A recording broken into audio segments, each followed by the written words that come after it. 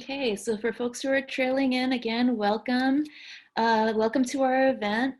Please prepare a glass of water and a candle to light with us for the beginning of the symbolic ritual that we're all going to do together at the beginning of the performance. If you haven't had a chance to do that already, feel free to get that ready to set up.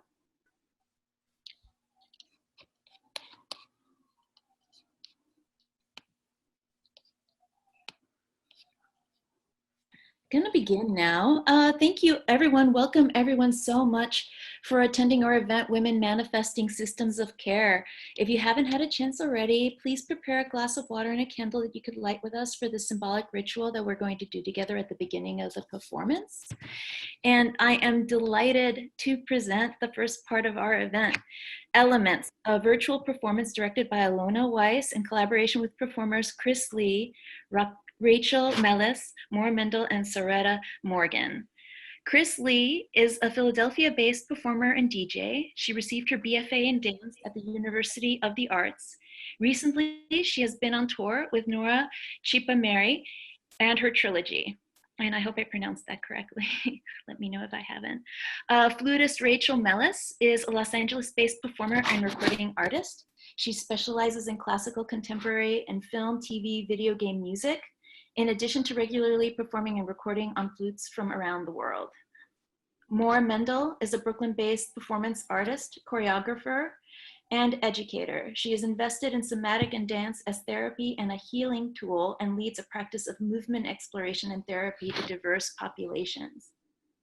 As a writer and artist, Saretta Morgan's current work uses text, etching, sculpture, and video to engage relationships between ecology, Black diaspora, and migration in the US Southwest. And Alona Weiss is a Brooklyn-based visual artist who works with video, performance, text, graphic design, and installation. So for folks who are just logging in, we want to ask the audience at home to please prepare yourself that glass of water and to light that candle so that you can join us at the beginning of the performance in the symbolic ritual. And during the performance, please keep your display on the gallery view. You'll see that hovering right at the upper right-hand corner of your Zoom screen. So make sure that it's set to gallery view. And so without further ado, here we have the performance of Elements. Hello. We want to start with a little ritual that we can share across the ether of the internet, and join our intentions today. So I want to ask everyone at home, even though we can't see you, please grab yourself the glass of water that you've prepared, and we're gonna hold this glass of water with our hands, and I want to send a blessing, an offering, an intention to nourish this water with. I want to send this blessing to the water, the blessing of love.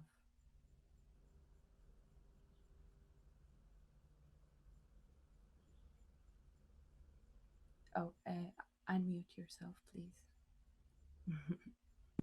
Okay, let's begin. I offer this water and cherish this water and send this water the blessing of friendship. I send this water the blessing of protection. With this water, the intention of energy. I honor this water and its story.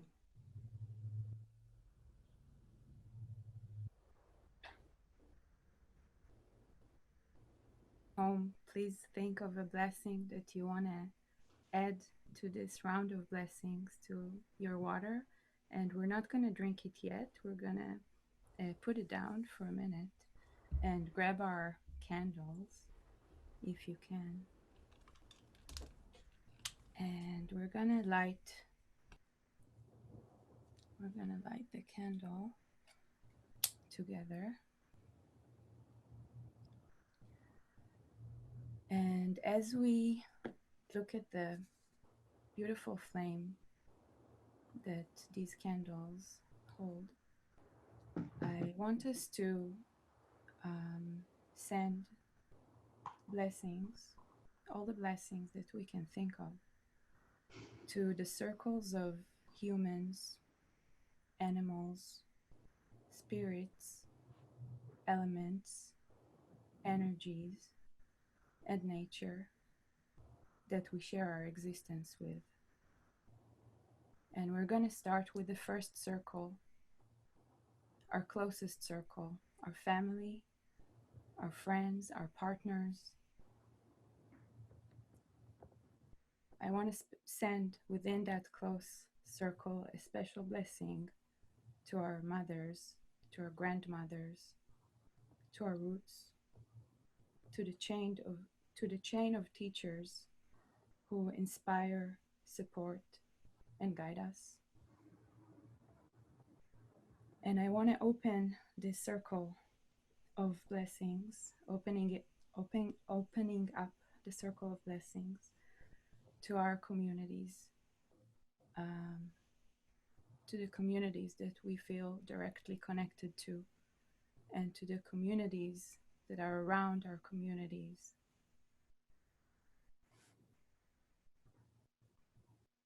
And opening up the circle to the network of living beings around the earth and beyond it.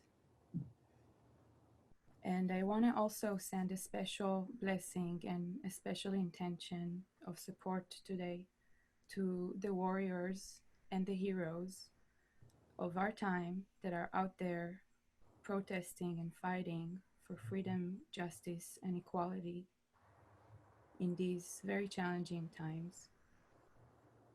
Thank you. We send you all the support that we can. Thank you for giving us hope. And now we're gonna put our candles away safely and grab our glasses of water with all these blessings that we've introduced to our moment and cheer together. Cheers.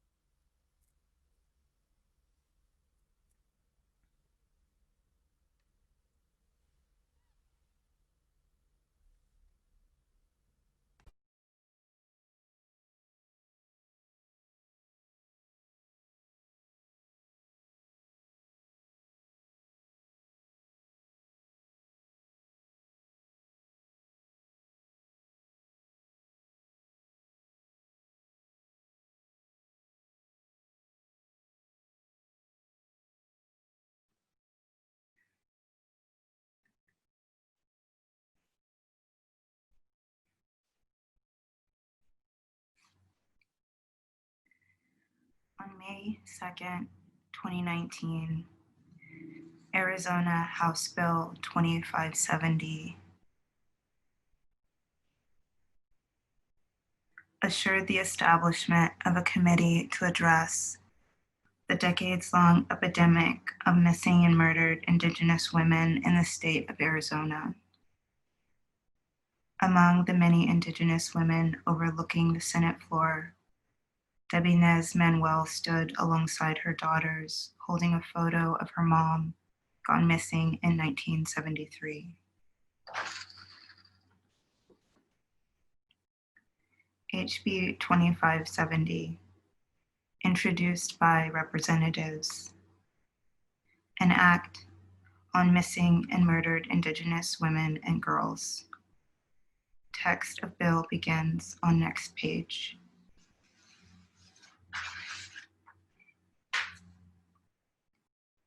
One, be it enacted by the legislature of the state of Arizona, a study committee consisting of the following members. The following members who are appointed by the governor: one representative of a tribal government, one chief of police, one victim advocate, one social worker who is from a tribal, statewide, or local organization that provides services to Indigenous women and girls, one representative who is from a tribal, provides advocacy for or counseling to Indigenous women and girls, the victims of violence. The committee shall meet quarterly or more frequently as the chairperson deems necessary.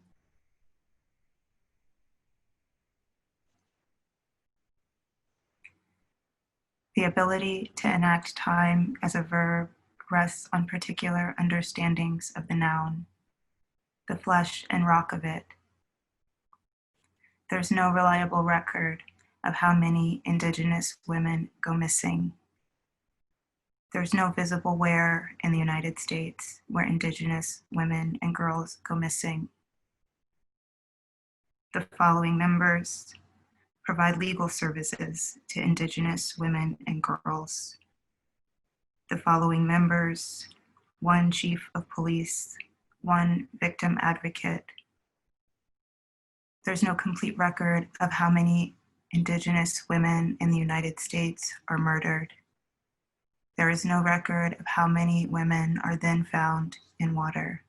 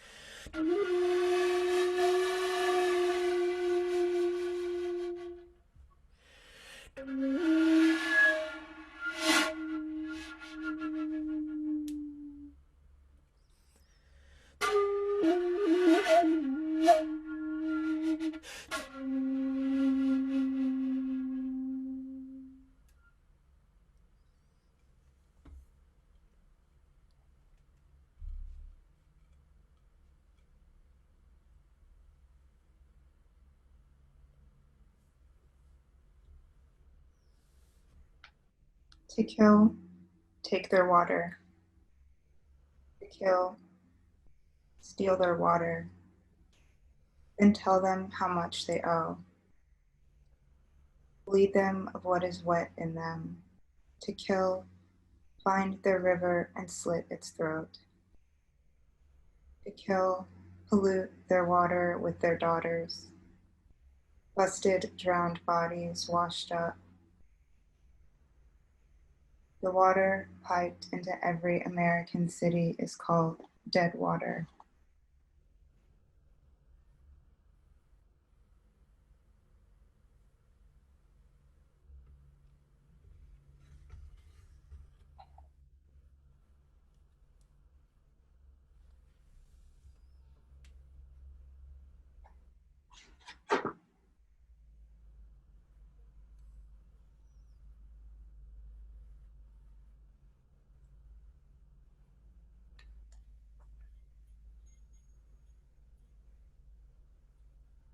We came to the beach, the sand sown by ashy light. If only my body were my own, what wouldn't I do? I would give it to you or to the centaur tied to the wharf, browsing blue flowers on the shore. All this I say, but not in my language.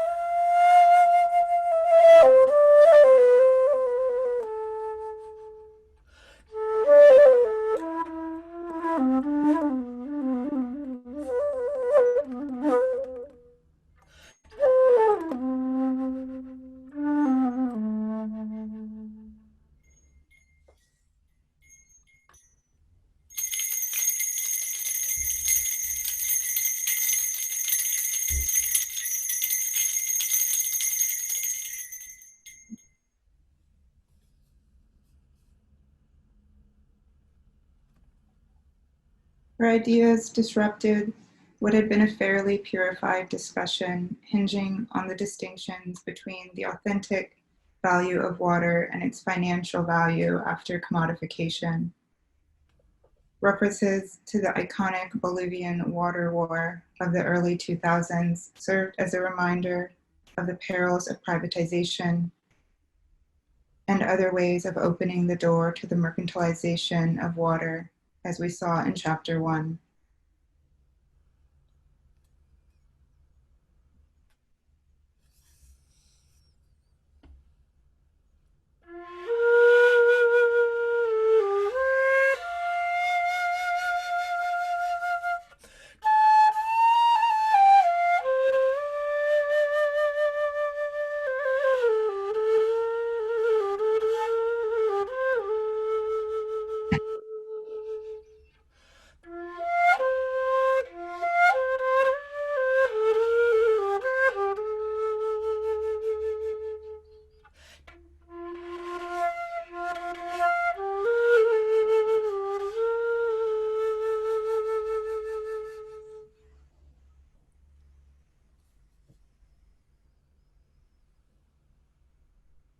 Border Patrol Scope Truck, photo by Michael Wells.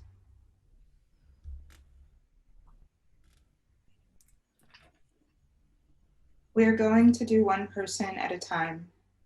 Please take out your deportation slip. Have your paperwork out in your hands. Name, Miguel Lopez Peña. How old are you? 27. Where are you from? Chiapas. Name, Raul Paz Ornelius. How old are you? 37. Where are you from? Oaxaca. Name, Guillermo Torres. How old are you? 19. Where are you from? Roll call goes on for 20 minutes. Oaxaca, Chiapas, Veracruz, Oaxaca. Oaxaca, Chiapas, Chiapas. A man gets caught lying about his nationality. Where are you from? Yucatan. Really? Where are you from in Yucatan? Okay, I'm from Honduras.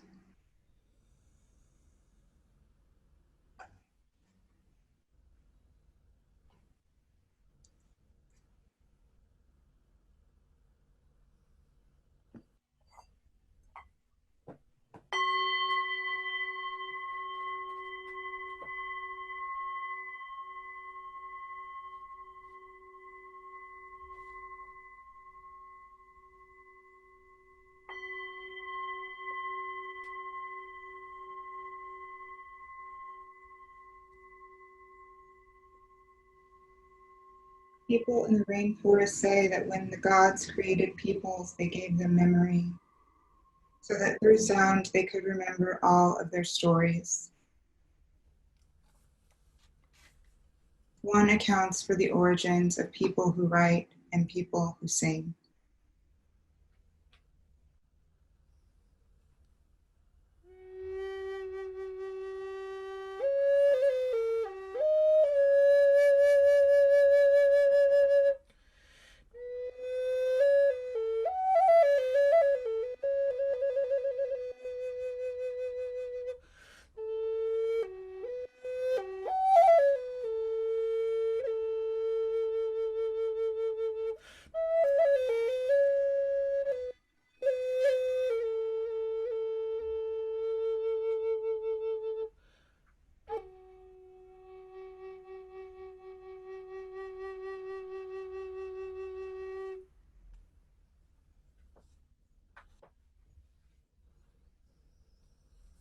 The river weaving its waves, the three young girls exciting her feet as the river zigzags its waves, crisscrossing its waves, the waves in the river, many, many layers of waves, some undercurrents. To the earth moving its waves, blading across the girl, weaving, waving.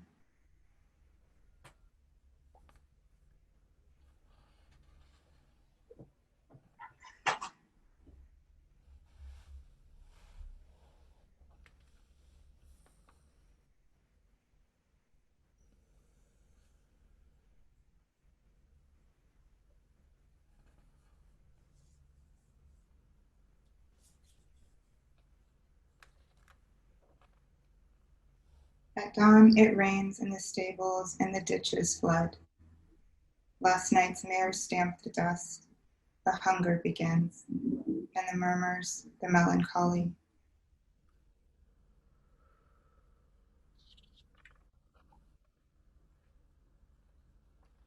On the sunblade side of the animal's head, there was a fly.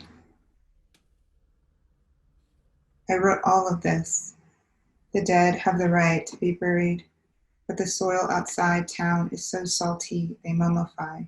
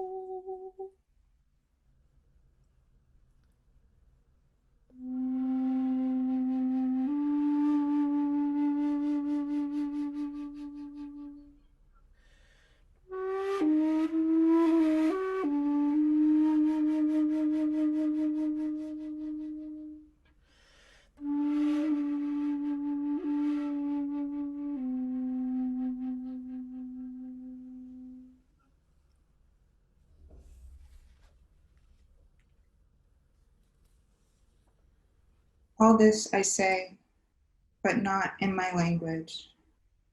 Asleep, we know so much.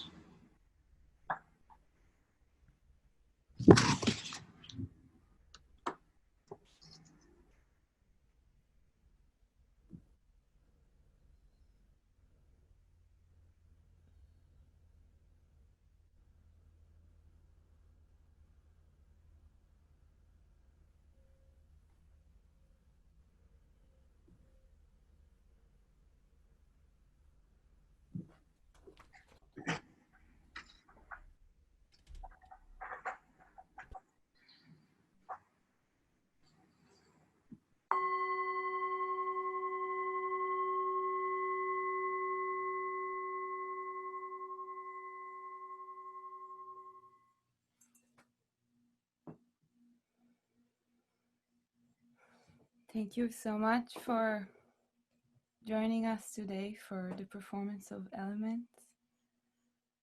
And I want to introduce and thank my incredible collaborators. We've created this performance in a very special process and in collaboration with each other. And so I want to introduce Kris, who is channeling fire today. Mendel, who is channeling earth today. Rachel Mellis, who is channeling air today. And Saretta Morgan, who is channeling water. I'm Alona, and we're going to take a quick break for a few minutes before resuming to our next part, which is the panel conversation. So please stick around for that, and thank you again for being with us.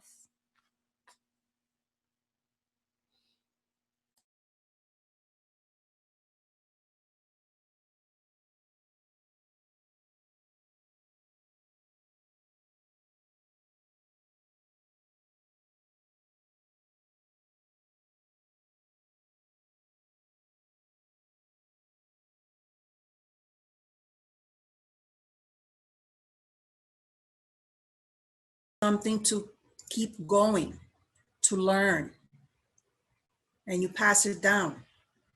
I still practice the traditions that my grandmother taught me, and she taught me those traditions over 40 years ago. And my last section is on how to learn to become a warrior, una guerrera, a warrior of light, a warrior of change, a warrior of action. In order to become a warrior, you have to study one. You have to work with one. It's not an easy path. Our elder warriors made sacrifices to become who they are. They have passion and focus and their goals, and they keep the eye on the prize. They have learned to make certain decisions that affected their lifestyles, their interests for the greater good of what they believed in. The question is, how much are you willing to sacrifice to change your life and the circumstances around it? When I think back to my ancestors and my warriors that I admired, I studied them, looked at what they accomplished to make the world a better place for their communities. Or the bigger key that I see currently in 2020 is how many doors have already been opened for others to walk through. How many caminos that brick, dirt, tears, blood, sweat were already laid out because we were thinking of what's going to happen tomorrow to our children. What are we leaving for them? And so working to make the community a better place it's a step. It's one step at a time. Some of my guerreras, my foremost, most important ones to my heart are mi abuela, my grandmother, and my mother. Abuela, because she taught me my spiritual path. I still practice and cherish it today. My mother, because I only had her till I was 16 years old, taught me how to survive. I didn't understand it when I was a child, but I got it as an adult. To learn about my community, my guerreras are people like Elba Cabrera, who's an arts activist and advocate for Bronx arts. Her sister, Evelina Antonetti, founder of the United Bronx Parents in the South Bronx and civil rights activist. Her daughter, Anita Antonetti, who is an activist. My beloved Carmen Vega Rivera, community activist for Bronx resident tenants' rights and education, who we lost past December. All these elders became my pillars. When I wanted to launch my nonprofit, Latina 50 Plus, honoring the elder Latinas in various career fields for the years that they invested to create something in art, literature, education. These were the activists that I turned to because I wanted to learn. I wanted to learn, how did you do that and keep doing it for 40 years? And I sat down, I listened, I took notes, and then I took action. So in conclusion to my section on ancestors, we are here. You can reach out to us. You can ask questions, find a mentor, connect with someone that makes you feel good about what they represent. Nothing happens overnight. RBG spent her whole life being humiliated, segregated, insulted, but she didn't say, oh, that's it, I'm giving up, I'm gonna stay home, have some coffee and a sandwich and let somebody else take care of it. Neither are the pillars of our community. Real quick, and then I'll wrap it up. Ella Baker, who started SNCC in the early 60s with Martin Luther King, was studying her when I was doing my master's, and I was a fabulous course on African-American women feminists.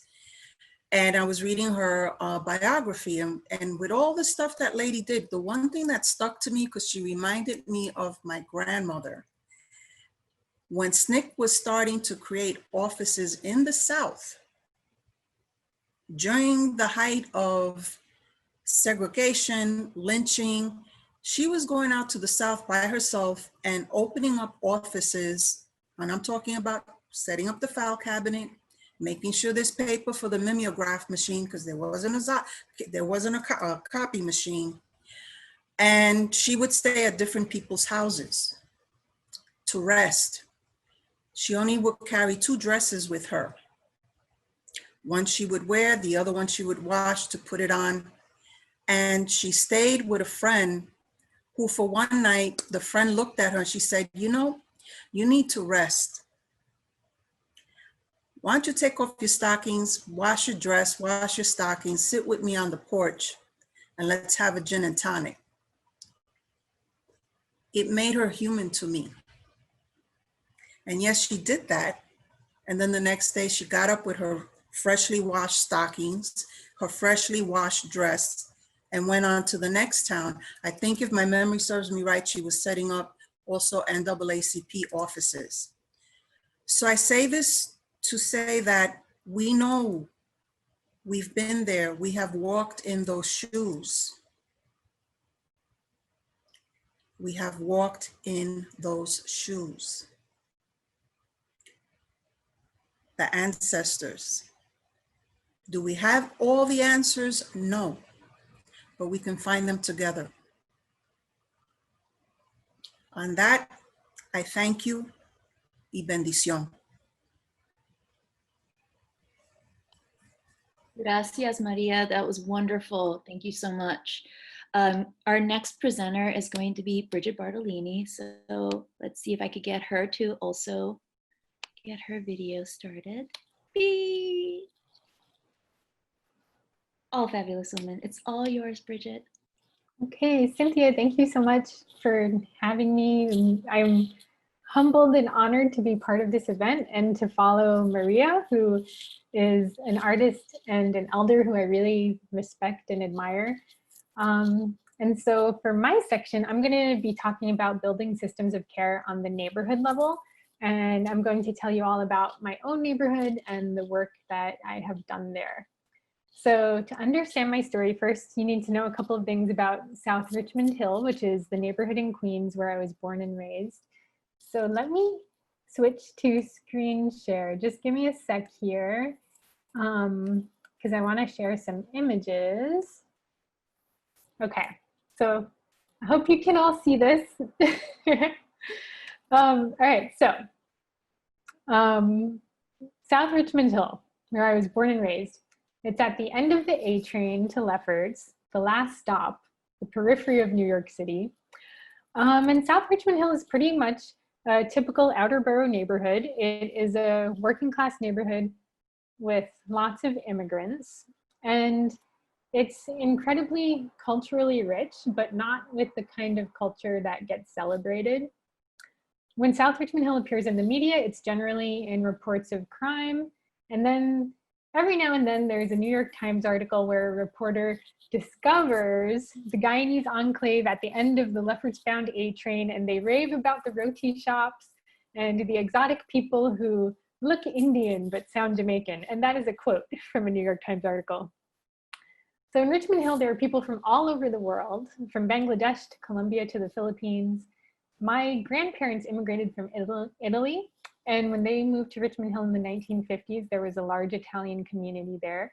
But by the time I was growing up, it had become a predominantly Indo-Caribbean neighborhood, and it is known as Little Guyana. It's the Little Guyana of Queens. So my parents were both born and raised there. All right, now I want to stop this screen share. All right. So yeah, both my parents were born and raised there. And so I grew up in a house that my grandparents lived in. And with my deep roots in the neighborhood, I felt very connected to it, and I loved it and I was proud of it. But at the same time, I had internalized this pervasive message that I should be yearning to get out, especially because I was this dorky, smart kid. I was identified as having potential, and that I could be successful in life and I could make it out of Richmond Hill, because of course being a success meant making it out. And so I followed that path. Actually, I went to high school in Manhattan, then I went to college in Ohio where I studied Japanese, and then my first job was in Tokyo. And so I worked in Japan for 3 years, and my time away from New York City definitely helped me appreciate it in a new way. So for one thing, diversity was something that I had just taken for granted before that. But then after living in Ohio and Japan, two places which are exceptionally undiverse, it made me appreciate the diversity and the energy in New York City. But there was more than that. So Tokyo had begun to feel like home, but I always knew that I wanted to go back to where my family and my best friends were. So finally, I decided to quit my job and break up with my Japanese boyfriend and come back to New York City. So I found myself suddenly single, unemployed, broke, and living at home with my mom, and so happy. I felt so happy, and I was having so much fun. Like every day in New York City promised a plethora of activities to choose from, like concerts in a park and films at a museum and lectures at a library. And even though I didn't have any income and I was broke, I could enjoy all these events because they were free. And when I was growing up, there was not that kind of richness of the educational and fun public programs. And so, you know, in very many ways, life in New York City is getting harder and harder for people who don't have disposable income. And I was really excited to witness this small yet important way that quality of life was improving for New Yorkers who are not wealthy. And I really wanted to be part of that. So I wanted to be creating public programs. But of course, public programs, like everything in New York City, are not equitably distributed. And so there's a lot more happening like in certain areas, and enjoying those kind of programs often meant enduring long train rides from South Richmond Hill into Manhattan and Brooklyn. And I wanted to produce programs in neighborhoods like South Richmond Hill. I wanted to do something to bring people together around our local history, to give people an opportunity to have positive interactions with our neighbors, because I feel like we have way too few opportunities for that. I wanted to do things to motivate people to get more involved in where we live and help us take pride in where we come from. And I really wanted people to be able to have fun without having to ride the train. Okay, so I knew I wanted to do all those things with public programs, but I didn't know like what exactly should be happening in these programs. So I felt like I needed to learn a lot more. And I went back to school and I studied community education. And I was very deeply influenced by my advisor, Hope Leichter, who had studied storytelling and the way that storytelling is fundamental to human cognition.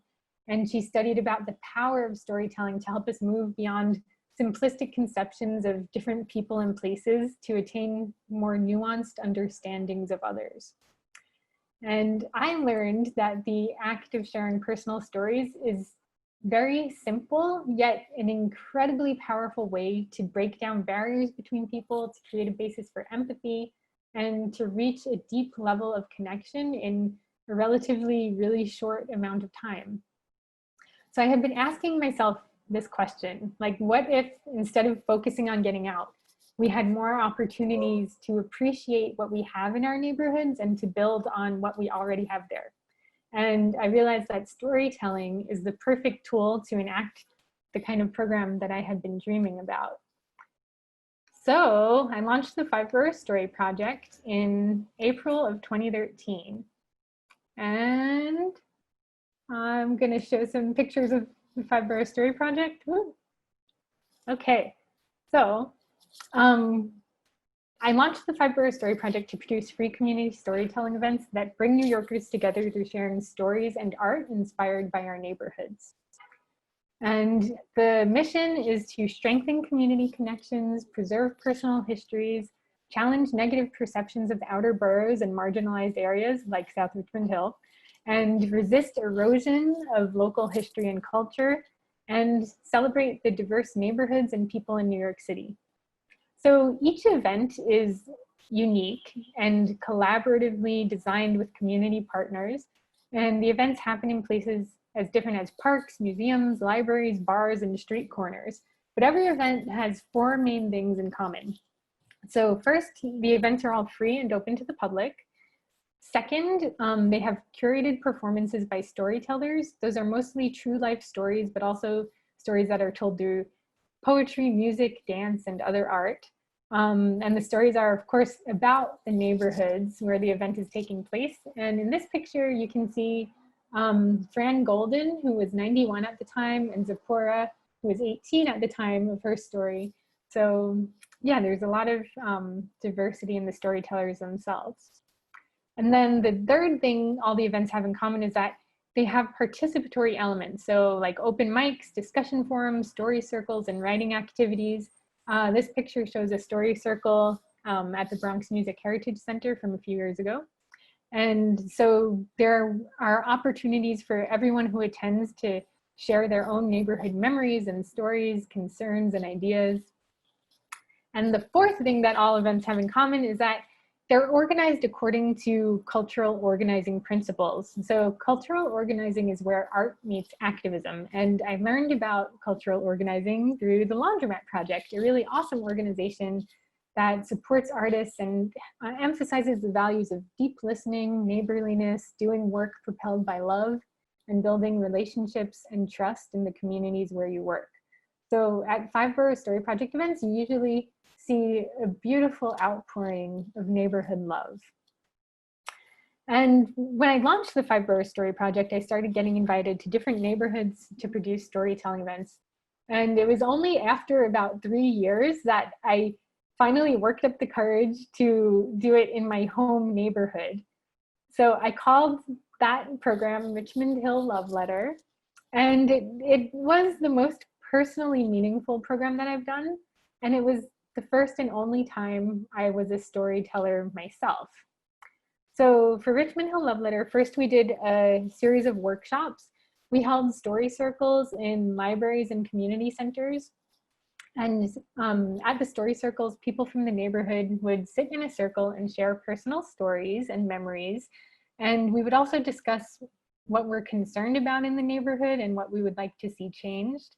So in the workshops, we would try to imagine alternatives for the future and then think about actions that we could take to make those things happen. And then we also held workshops in public places like parks and out on the street, where we invited people to write love notes to the neighborhood and then hang them up for everyone to see. So those were like very visual manifestations of love.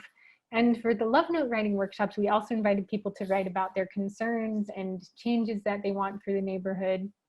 So passerby were really interested in this because you don't see a lot of like public interventions like that in Richmond Hill. And some people wrote about how much they hate Richmond Hill.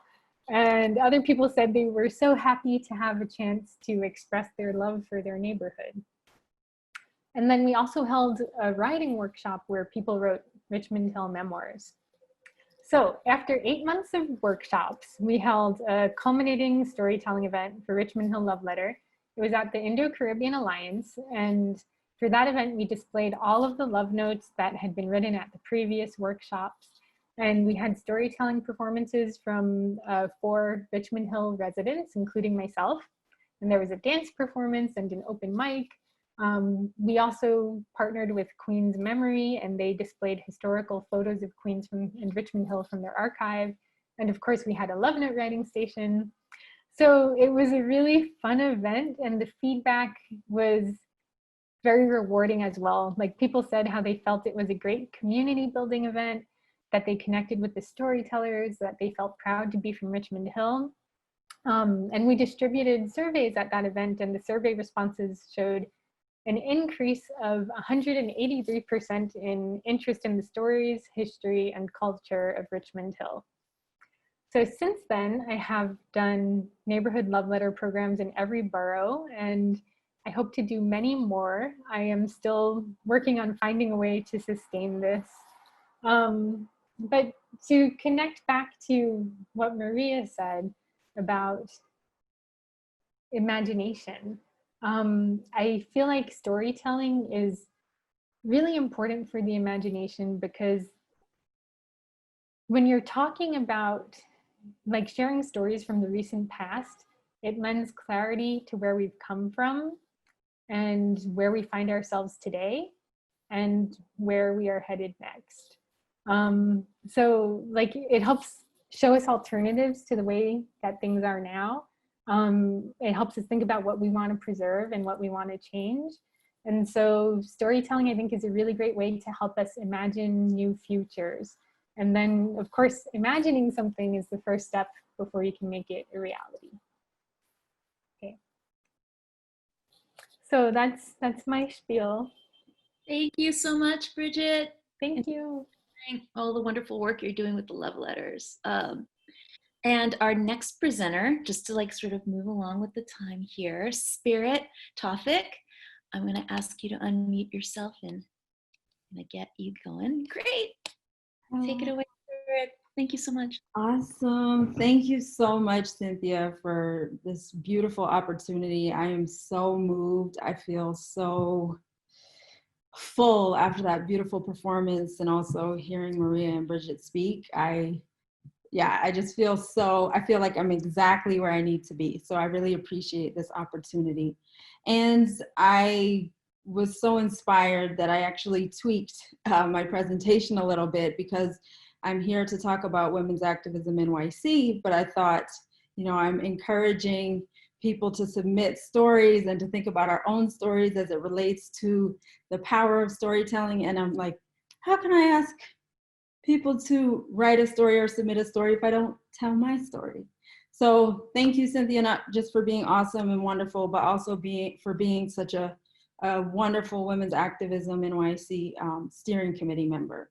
So to start off, I'm going to share my screen. Let's hope that that is seamless. And start here. So this is me at a very early age, and my mother. At that time, my mother was Jean to me. As a child, my brothers and sisters and I, we called our parents by names. We were kind of like hippies. Anyways, so I grew up in Northern Ontario, Canada. And let me go back. I grew up in Northern Ontario, Canada. And life to me was just this grand adventure. We grew up on a farm. We had our own animals. We milked the cows, we got eggs from the coop, and that was just my reality. I'm one of 6 children, and so we were just everywhere, all over the place. And life was normal to me. My mother is Black and my father's white, and I never looked at my family and thought, something's peculiar about this. I was just a kid, enjoying nature and being free. It wasn't until I went to school that I started experiencing discrimination and bullying, and it was brought to my attention that I didn't belong. I received names, was called names I had never heard before, derogatory names. And my whole entire world changed. My sense of freedom was completely diminished. And yeah, I did not feel like I belonged, and I thought there was something wrong with me. It wasn't until later that I realized it wasn't something wrong with me. It was something wrong with the system within the world that I lived in. So the bullying and discrimination happened from maybe second grade until like seventh grade. And a whole entire world opened up to me, and it's through the power of stories. As a child experiencing discrimination, unbeknownst to me, my very own mother, Minnie Jean Brown Trickey, who I came to know her later on in life, is one of the Little Rock Nine, one of the first 9 Black students to desegregate Central High School in 1957. The irony is that today actually marks the 63rd anniversary. So it's like incredibly powerful for many different reasons. So I learned my mother's story. She didn't speak about it. She was from Little Rock, Arkansas. She was expelled from Central High School for verbal retaliation, which is part of the story. It's just a little teaser. I can provide information in the chat for later if you're interested. But in essence, she left Little Rock, Arkansas. She went to college. She met my father in Student Nonviolent Coordinating Committee that Maria was speaking of. And during the 60s, during the Vietnam War, in protest, they did not believe in the war. They left and moved to Canada. So as a young person growing up, I did not know my mother's story. And once I found it out, it just infused this light and excitement and confidence that I did not have before. So learned the story in about the 7th grade, and here I am, fast forward 25 plus years later, and I have spent my life's work upholding my legacy as my mother's daughter, not only learning her story, but other stories of freedom fighters from the past and the present. And so I just wanted to build a little bit of a foundation of what brings me to this work. Again, I really can't speak enough about Maria and Bridget, how you've inspired me to actually bring this element to my presentation. So this is just another photograph. And to testify to the recency of this history, my mother is 79 years old. She's loving and enjoying life. She lives in Vancouver, Canada. And she and I do a lot of work together to spark intergenerational conversations around anti-racism and social justice. So in terms of the work that I'm doing with Women's Activism NYC, hopefully you can understand like the path that brought me to this moment, but I founded my own organization called Roots of the Spirit, and it is my commitment to uproot racism through storytelling, education, and the arts.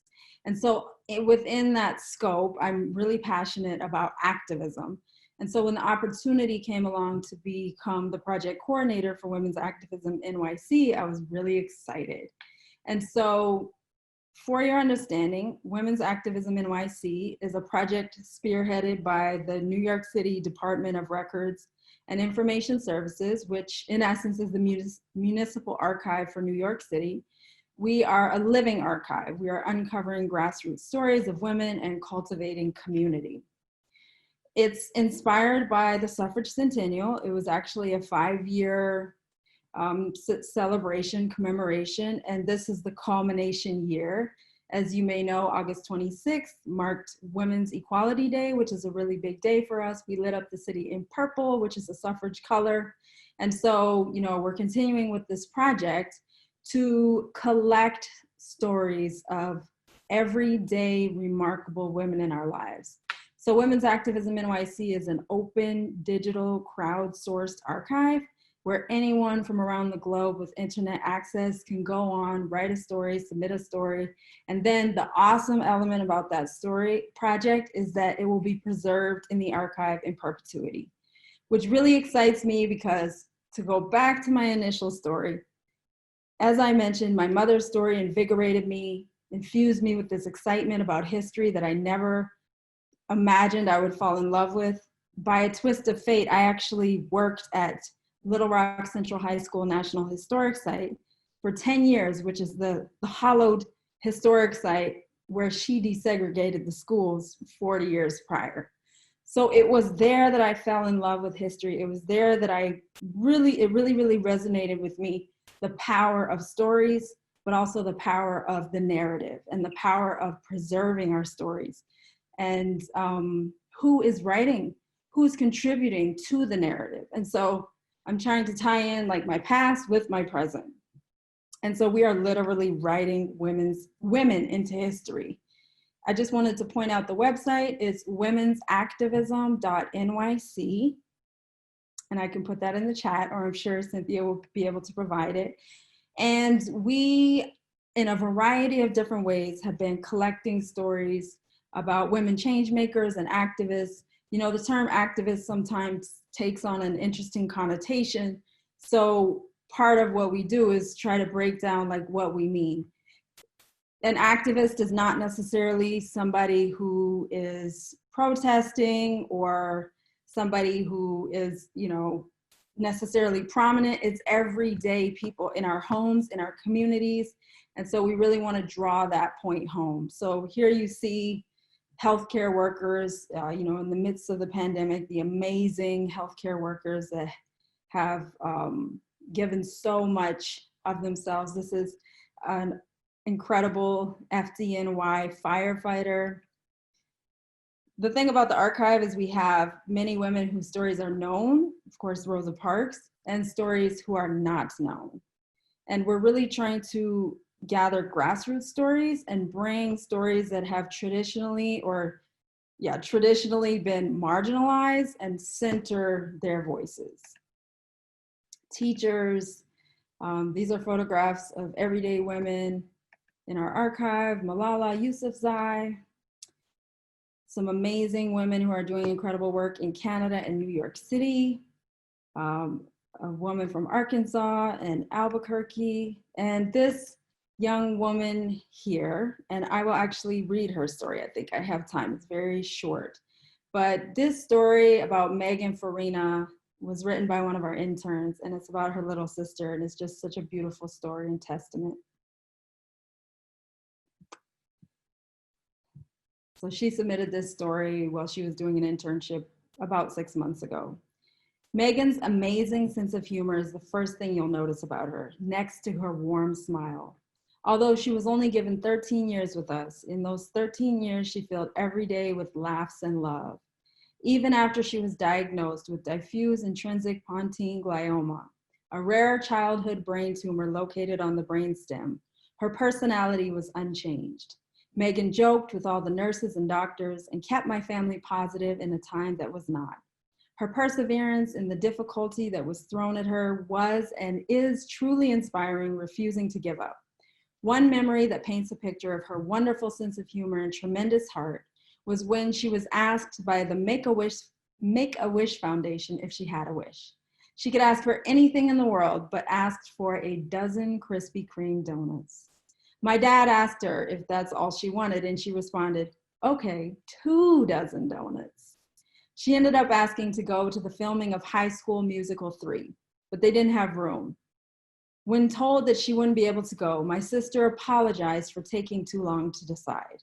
This is how my sister was, genuine, giving, hilarious, and strong. And she refused to let this terrible disease change that. I just think it's an absolutely extraordinary story, and it's just one of many beautiful stories that we have in the archive.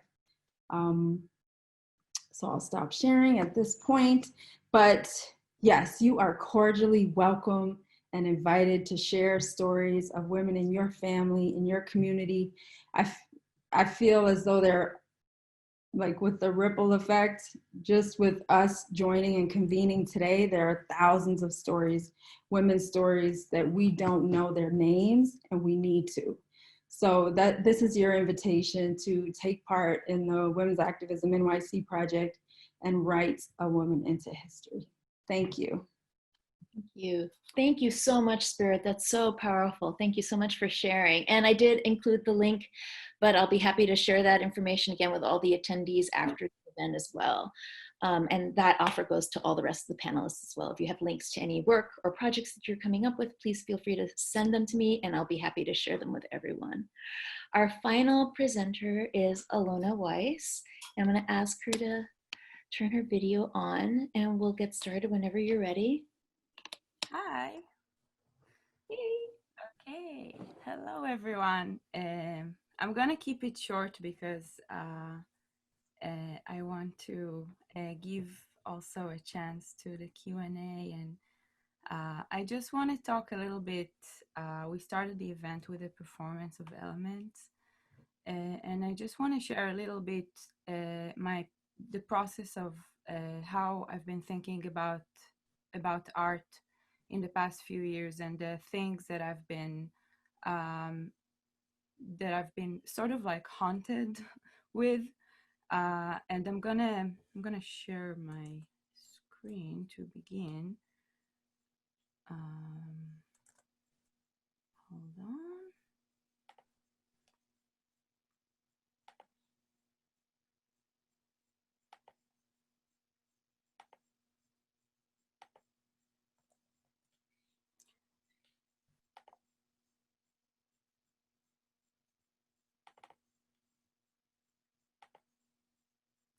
Okay. So I've opened this slide because I want to tell you a little bit of like where I'm coming from. So I was born in Israel and I moved to New York about 8 years ago. And my art practice had been anchored around thinking about public artworks, public monuments, public statues, and art that is accessible to everyone, that it's out in the open, and it also holds a connection to ideology. And I think that something that sparked that interest is the fact that I grew up in Israel, and I grew up among so many memorial monuments. There are about 3,000 and counting, and Israel is a very small state with a very charged political reality and history. And I think that something that I noticed when I moved to New York, I came to New York to pursue grad school, which was a dream that I've had for a long time. And all of a sudden I found myself, I had completely different plans of what I thought that I will be researching and doing as an artist, like in New York and in grad school. And all of a sudden I found myself just having these thoughts about growing up, just about reflection, reflection about the place that I grew up in, and the fact that a lot of the playgrounds that I've played in as a kid were actually memorials, or were playgrounds that had some kind of a memorial stone or a reminder or a connection to soldiers that fought wars. And there was something uncanny about the idea that I've realized was happening only from a distance, that there's something invisible about these structures, and it's not like they're not there. They're there, and there's a lot of them everywhere. And there is something there's a style of statues, like one of the images here that you can see is a figurative statue, but a lot of the monuments are actually kind of abstract and have these shapes that are very interesting visually, but then have also a context that is patriotic. The context is to remember soldiers that fought wars, but it's kind of like presented through a patriotic prism, and it's kind of like speaking of the memory of people who died in a war, and their tragedies or their families' tragedies as a national tragedy, as something that everyone share nationally. And I think that only from a distance I started really think about what does it mean to what does it mean for me that I've grew up around all these shapes that hold ideological meanings, but yet like there's some kind of like there's a lack of care in the sense that um, you want, like I wanted to push that away because I had a lot of objection to the kind of like patriotic prism that surrounded these shapes, and I started thinking about the negative and the positive shape of a shape, the space, I'm sorry, the negative and positive space around a shape. So the positive space is the shape itself, but then the negative space is what's around the shape. And I am still thinking about that as a metaphor, and as a metaphor for when we ignore something that's right in front of us. Like, how does that? We can't. It's still there, you know. We can't really not acknowledge that it's there. And I started thinking of the fact that these are public artworks, and that it's interesting to think of the boundaries of what like a member, just you know, someone of the public, and in this case me, and I also happen to be a woman, and a lot of these statues don't really represent women at all. um, what does it mean when a member of the public wants to have a connection to a public artwork and kind of like claim it in a sense? And that thought had been moving around my my creative process for a long time. So, oh, just a second. Okay, so the beginning stages of this thought were really to trace the shapes and to try to think of these as shapes when you remove the ideologically political context, like what is there, like what's left, and what happens when you look at these shapes as shapes. And the first I guess performance that I was doing with these shapes was a performance of embodiment. So I was really kind of like creating. I had these projections of the shapes that I've traced out of these 30 out of the 3,000 monuments, and with my body I tried to understand the shapes physically. And so I'm gonna move on to thinking really about embodiment and the movement of the body, and wanting to create a layer of information around these existing monuments and statues and public artworks with the context that they hold, whether they are really visible or not really visible, and add a layer of information around them to consider something with these structures. And another performance that I've done some years ago was in Israel, in Arad, and it was on top of a sculpture, a public artwork made by Gal Tomarkin, who's a pretty famous Israeli sculptor. That is a kind of a monument that also is symbolic to soldiers that fought the Arab Israeli war. And what I wanted to do was to there was such an interesting context to that object and the place that it's located at. And I've invited two acro yoga practitioners, and we went to shoot a video. It's like in the desert.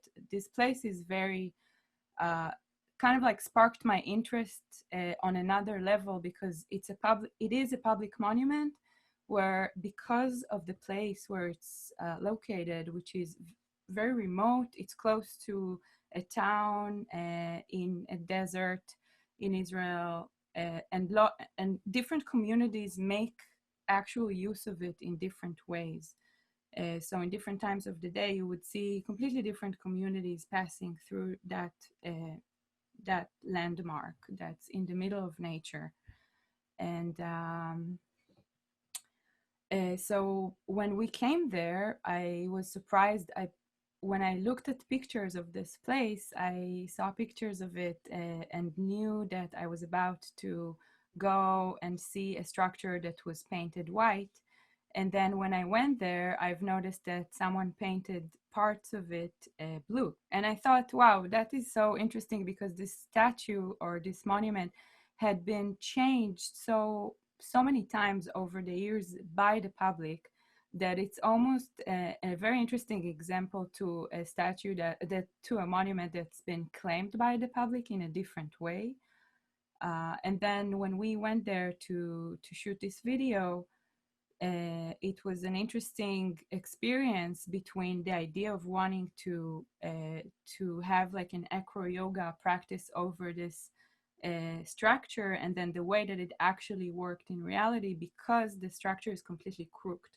So the acro yoga practitioners that are used to practice over a flat surface all of a sudden had to kind of like practice over a surface that has angles, and that created a very interesting experience. And that work ended up being a video that is called Kiss a Statue. And I'm going to move in time to last year, to a project that I have done by an invitation from Cynthia, actually, that organized an event that happened exactly a year ago at the Hall of Fame for Great Americans at the Bronx, where Cynthia is the head of archives.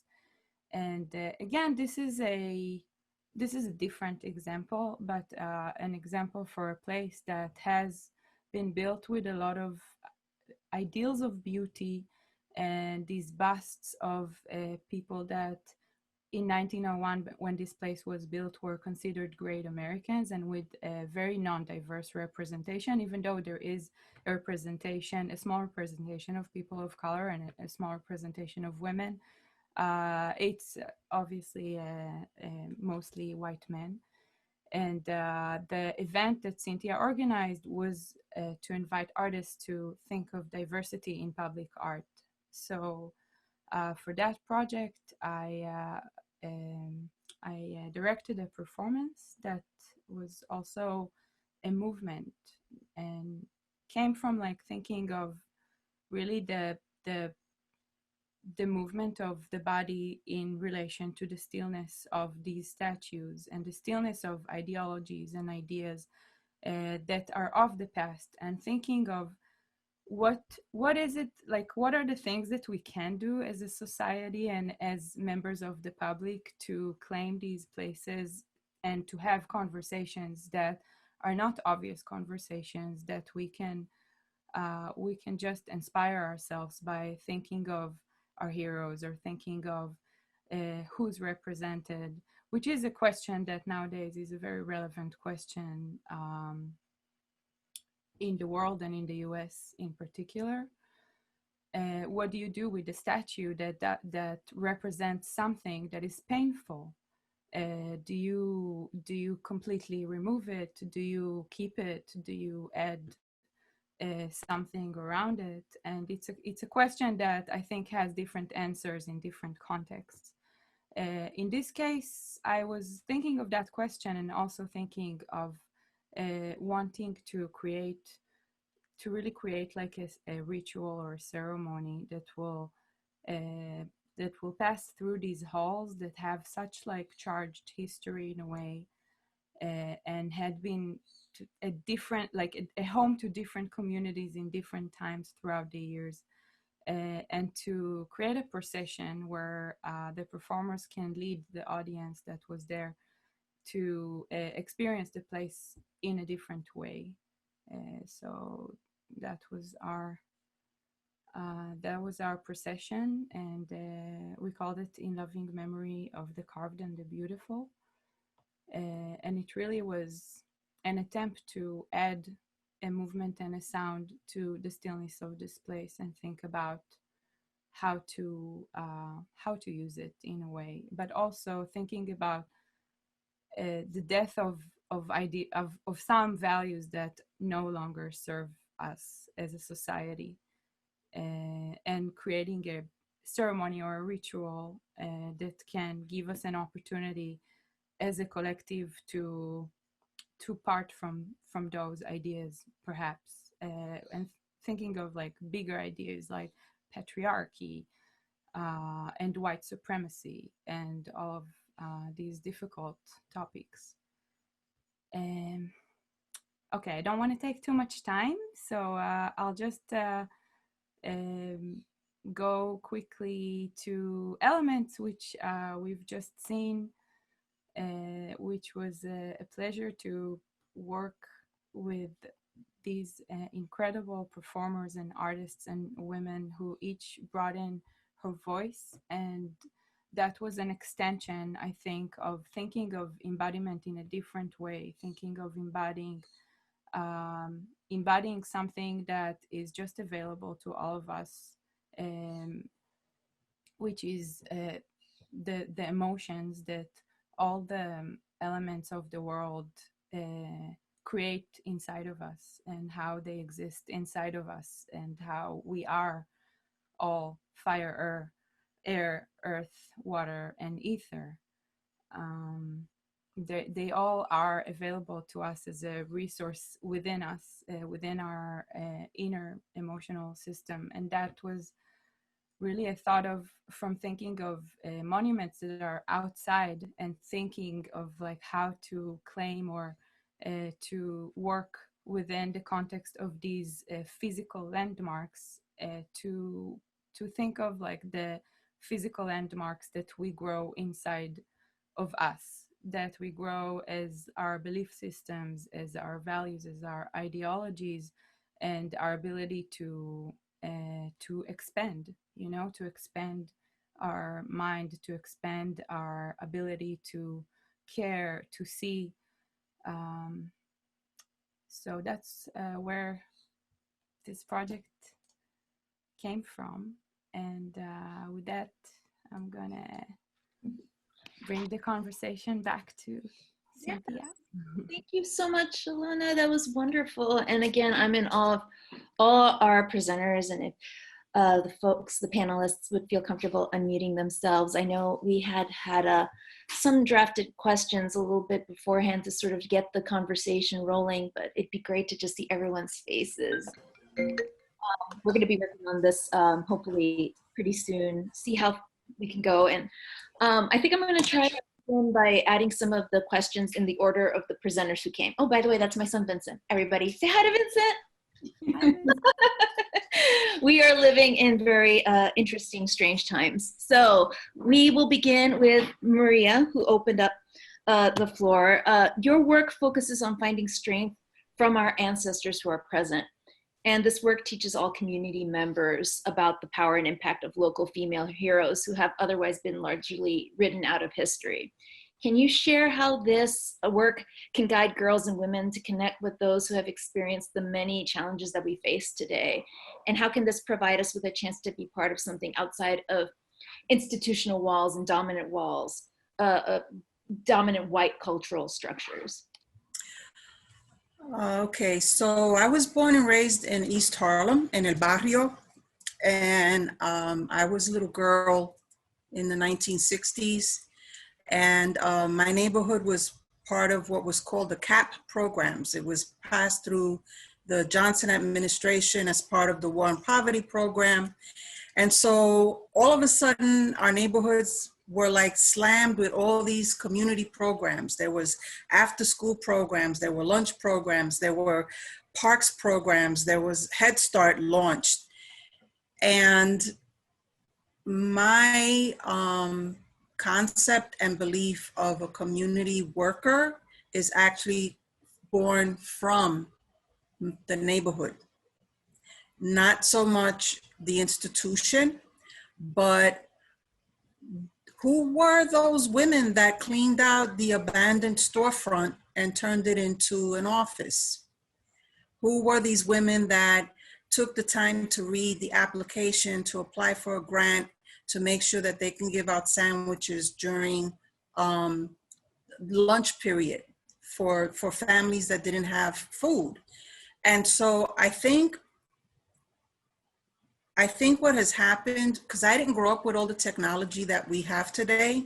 I'm really, really old school. Everything with me is learning how to do things with my hands, reading books that you hold in your hands. And so as a teacher and an educator working with younger college age students, I see the disconnect of emotion because everyone is so addicted to technology and addicted to putting everything in 18, 20, 30 characters on Twitter. But as human beings, our emotions are like volcanoes.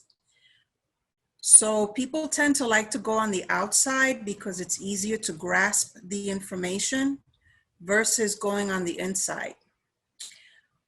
I think if you want to connect with your community, be brave. Go introduce yourself to somebody that you don't know that you see every day. And don't be so hard on not wanting to talk to old people. You know, because I'm in that age, I'm in my 6th decade, and I have no shame telling you how old I am, because I don't care, because this is where I'm at in my life. And as women, as we age, we tend to honor more our insides than the outside. So I already wore my cha-cha heels. I know what it is to have my skirt going up my butt. I was a salsa queen. I was a club chick. I did all of that. And that's not where I need to be now, nor do I want to act like I'm younger than what I am. What I tell my students, what I tell young people is reach out to the community leaders. You know, there's somebody that's burning the midnight oil and not making any fuss, and they're just doing the work. So that's part of it. You have to know how to do the work and learn your history. You want to see how something worked, then go to someone that's already done it. What was the outcome? Did you do the research? Who are the people that you can contact? Check the ego at the door, because ego is not going to get the work done. Because when you say community, when you say taking care of others, that you have to put that in a closet, because then you're going to have a conflict of interest with your own spirit. So I hope that answered the question. No, it was wonderful. And I think that was a segue that resonates so deeply with a lot of the other presentations and the things that other panelists have shared, like Bridget with her work within her own home community, and Spirit talking about the internal, talking about it from the intergenerational angle with the story of her mother. And there is a lot of these currents that I hear, and I just wondered if anyone else wanted to chime in on that. If not, we'll move on to the next question. But the conversational flow. I can chime in just because I feel like that's at the heart of the work that I do. I can't remember because I was so like in the moment if I articulated this, but my mother didn't tell her story to her children because she said she didn't feel as though there was a context, but also because there was so much pain in her story. And I feel like there is a lot of pain in some of our experiences because of the nature of the society and systems that we live in.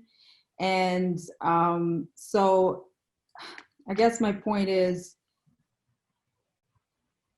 why it just really resonates with me, the importance of trying to have intergenerational conversations and speaking to our elders and taking time to hear their stories. As a difficult process as sometimes that may be in both instances, but I cannot testify enough to the power of I hung out with my granny in her 90s, like she was my BFF. Like I just love being able to have that exchange. And so I just wanted to say that is such a beautiful way of expressing that we need to know our history. We need to be proactive about it because sometimes there's a lot of pain and we need to be able to try to figure out a way to work within that.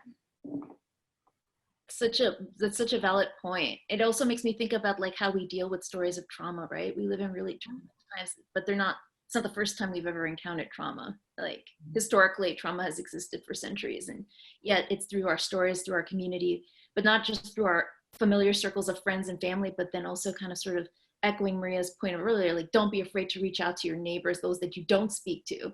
They might have something to share, or they may need someone to uplift them, and vice versa. So, I mean, that really resonated with me. Was there anyone else who wanted to say something?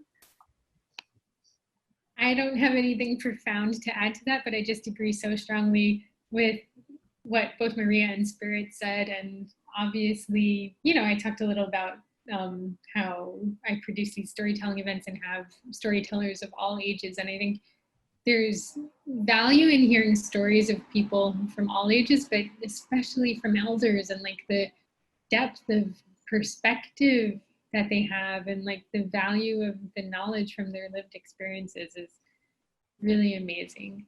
And yes, I also talk to my neighbors a lot, and I feel like it makes such a difference because I grew up not talking to neighbors, like where, you know, you like don't look people in the eye and you don't smile at people. And that's kind of something that I learned how to do as like after I was an adult. And it's like something I wasn't good at at first either, but now I love doing it, and I feel like it enriches your life. And it's like a really natural segue to the next question, because it's all about your work, Bridget, thinking about this generation of women and girls who will be the first to look up from their daily paths and see themselves in these many diverse images, honoring the power and impact of women throughout history in local communities.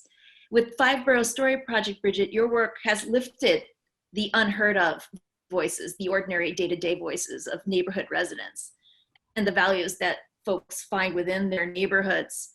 And there's a lot of power with that, with you including those everyday stories. How have you, as a female identifying artist, applied your art practice to elevate women identified voices where you see it most needed in the community? You're muted, yeah. So when I'm curating Five Boro Story Project events, I am very mindful about diversity and representation in the group of people who I invite to tell their stories.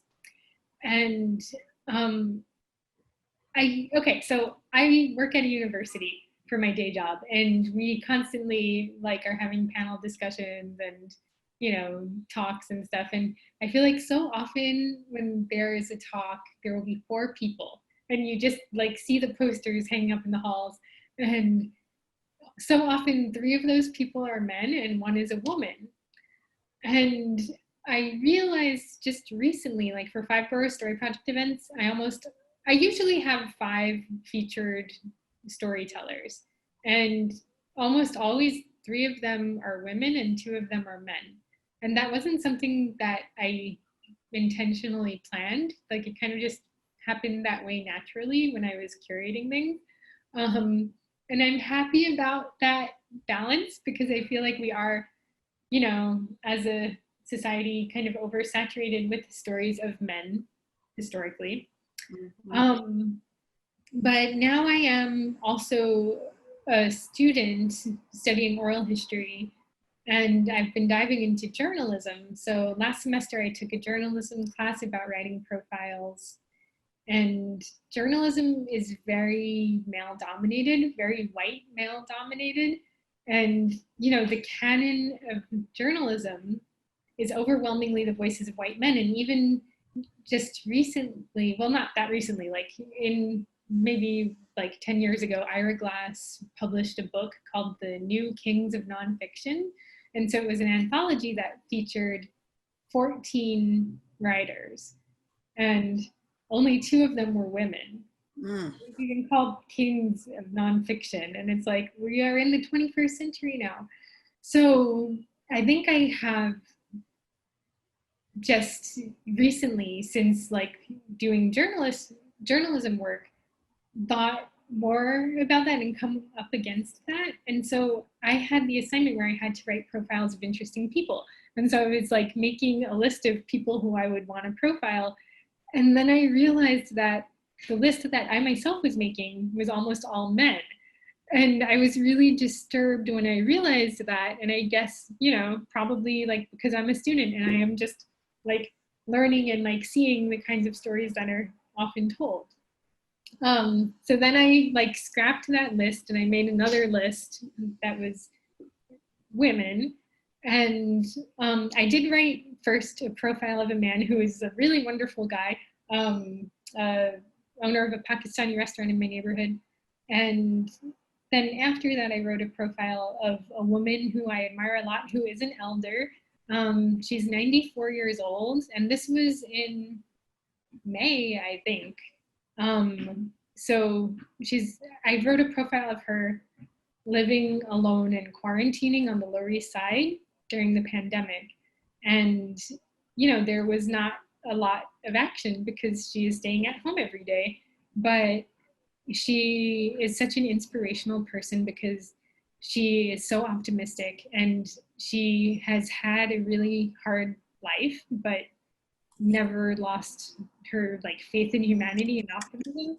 And so I did a bunch of long interviews with her and just was like really trying to probe and like get at the source of her optimism. And it was an article that I'm really proud of, and a lot of good things came out of it. Like, she used to be a teacher, and so she had all these past students contacting her.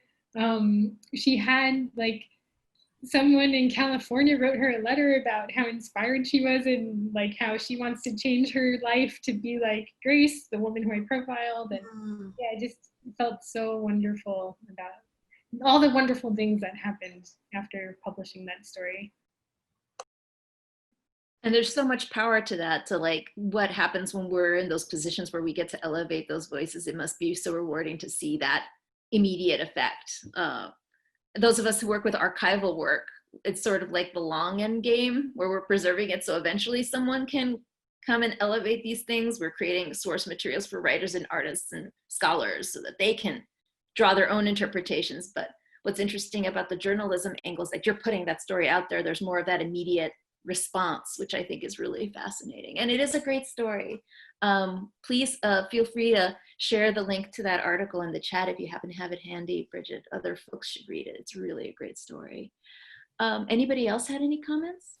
I just wanted to comment on this story and just kind of like the importance that I think it's so important what you're doing, Bridget and Spirit and Maria, like capturing these stories that were not told before of women is such an important thing that we need to have going forward. And on a personal note, I think like I read the article that you wrote that moved me to tears, and it was close to the time that my own grandma passed away very recently, and she was the warrior of my world. She survived the Holocaust in the most crazy survival story, and she lived through so many worlds and so many realities, and always had this strong spirit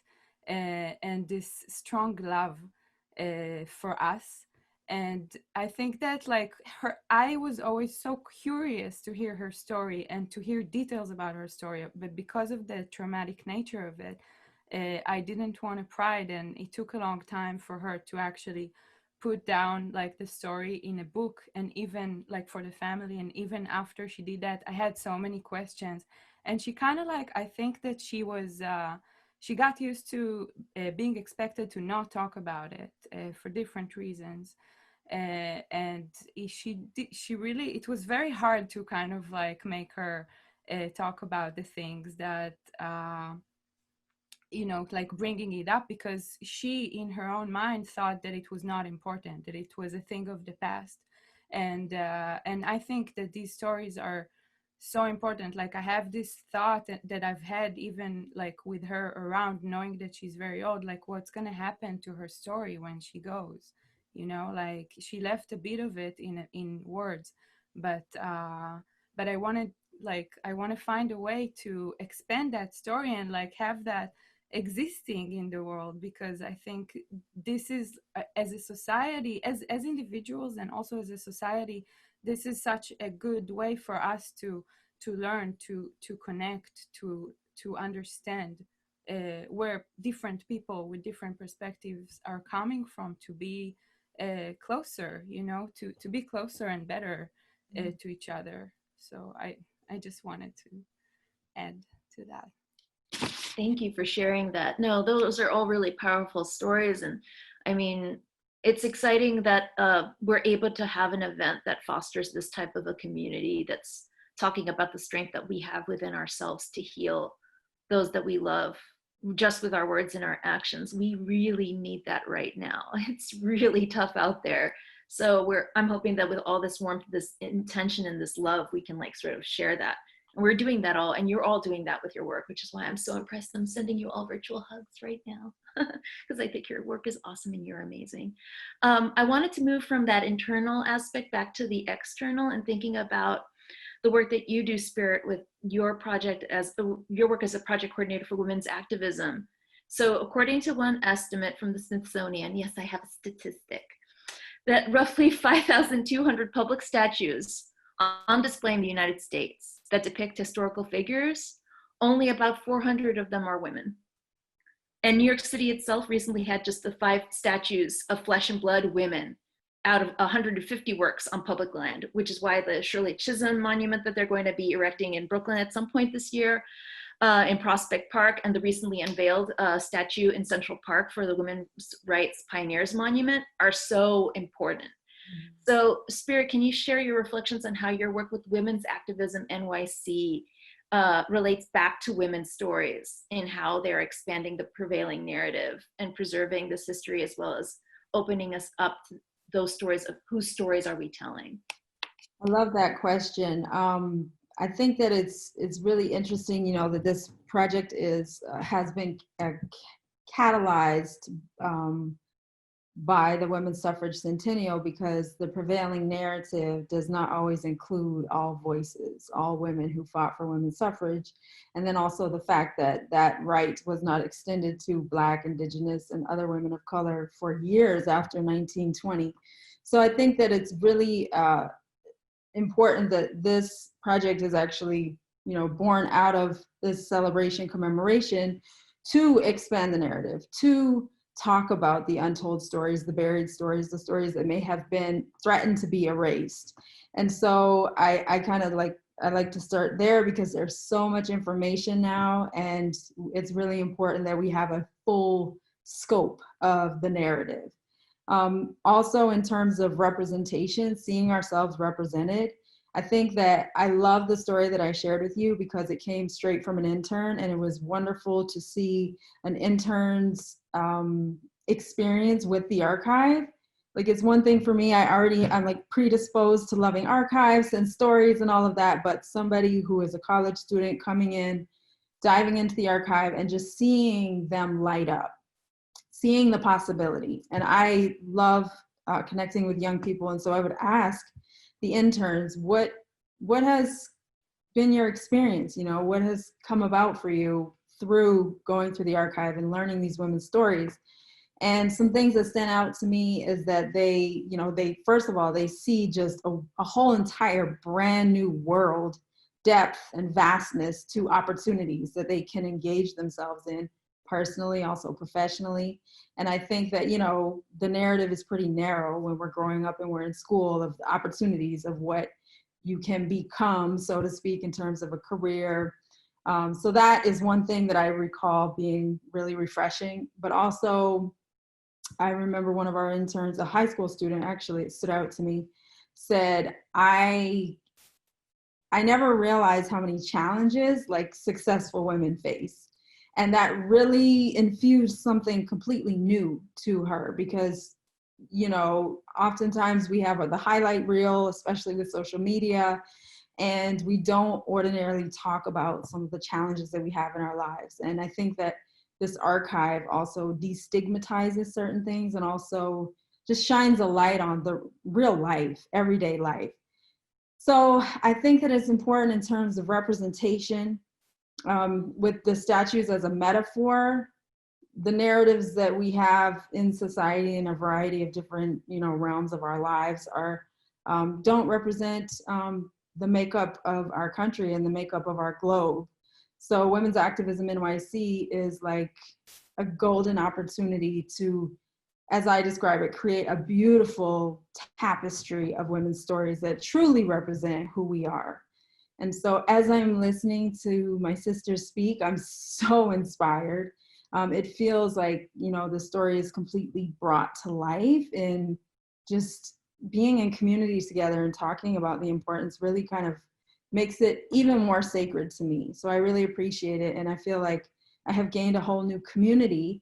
And I hope that we can share with one another, in this way, and that, our grandmother's stories can be preserved, and there is an actual location where they can live and be kept for generations and to inspire the next generation. So thank you so much for that question. Kris. And if anybody has any thoughts, please chime in. I initially, as you were talking, it just seems really amazing to me. So then all of you are doing such amazing work, but there's always like this idea of how many marginalized communities are always perceived as operating on a deficit. And we're dealing with this dilemma of the lack of representation in the way that our stories are told, in the way that our image is projected through public art and monuments. But yet we, as women, are particularly positioned uniquely. We have this power because we have innately, through all the stories that I'm listening to so far, we do take the time to listen. We take the time to listen and to elevate the stories that we deem are important, the ones that have shaped our lives and our trajectories. So it's really just a matter of like not giving in to the pressure of, I think somebody had mentioned something about the pressure of success and how you have to leave. I think that was you, Bridget, when you were talking about your story about your neighborhood and how you felt that pressure to have to leave. But like, we have that strength here. We have that community within ourselves, externally as well as internally. And I think that the work you all are doing really helps set a tone so that hopefully folks who are listening are able to feel inspired and do something and not feel that their story isn't good enough or isn't powerful enough. It is. And to take the time to listen to their families as well, I think is really important. Thank you so much for sharing that. And I think what I'd love to do is I would love to ask Alona, thinking about, unless anybody else had anything else they wanted to chime in, I'm gonna like wrap this up with talking about the external, like the ideal future in the cities with monuments, and ideally in the future, females and males heroes will be depicted equally, from murals and sculptures to the renaming of streets and parks. But Alona, your art practice responds to art objects in the public sphere and explores this theme of movement. So the connection between the movement and the static, beyond the site specific, beyond what is permanent. Can you talk about how this movement surfaces the important role that these public objects play in opening up the conversation around these ideological shifts that we've been talking about throughout the day? Yeah, absolutely.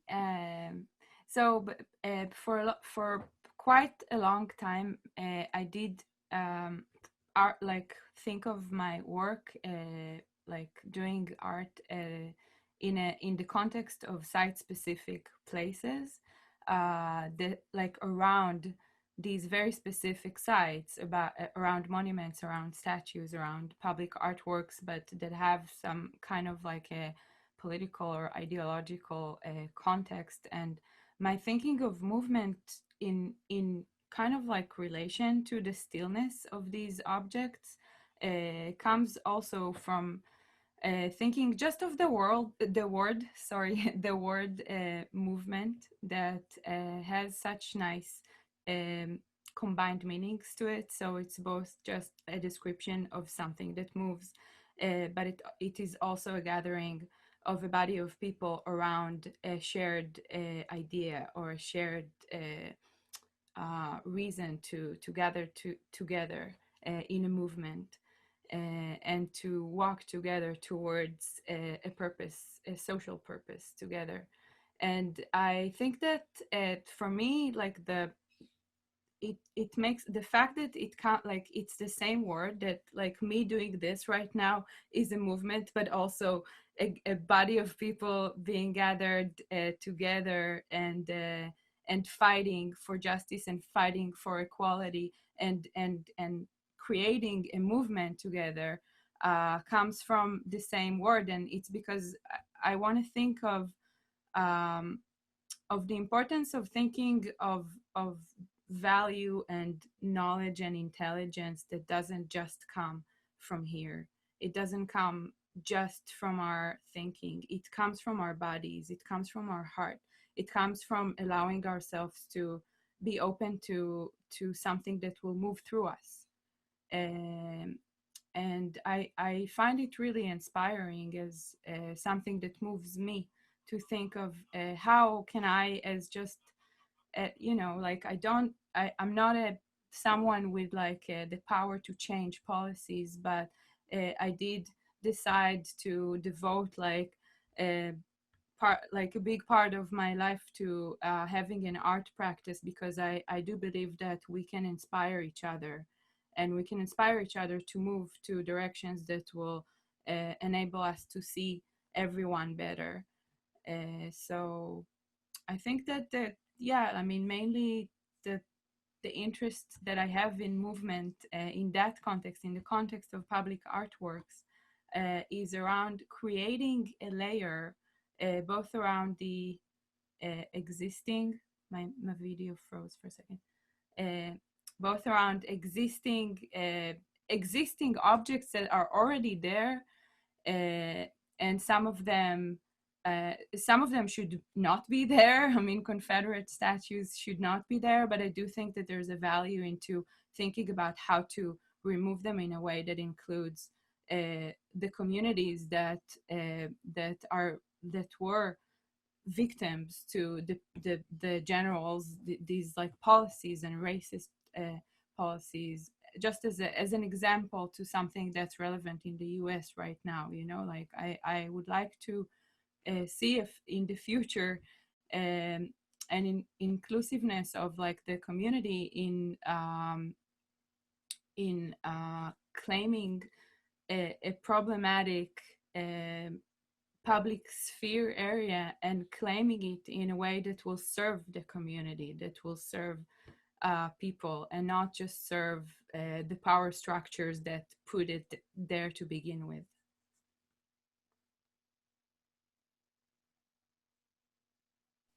Thank you so much, Alona. So are there any thoughts or reflections that anyone had based on that comment before we move on to the Q&A? Just want to make sure. We do have an audience question. We have Cherise Francis. I hope I was able to pronounce that correctly. She had a question for the panelists. I'm going to see if I can allow her to zoom in. And let us know if you want to use your video as well. You can activate that, I think, and if not, we'll hear you. Are you there, Cherise? Hello. Hi, Cherise. Hi. Thank you so much for these presentations. They were beautiful. So the question I had was thinking about Alona's concept of movement in relation to the static. I was wondering how movement and embodiment in the sense of the shifting or shape-shifting self relates to the recording of stories and caring again about those who are absent, invisible, or marginalized in the more visible spaces. And if each of you can speak to that. Thank you.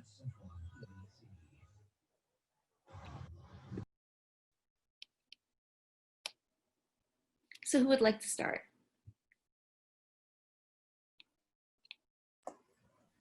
I'll try to tackle that one. Thank you, Cherise, for the question.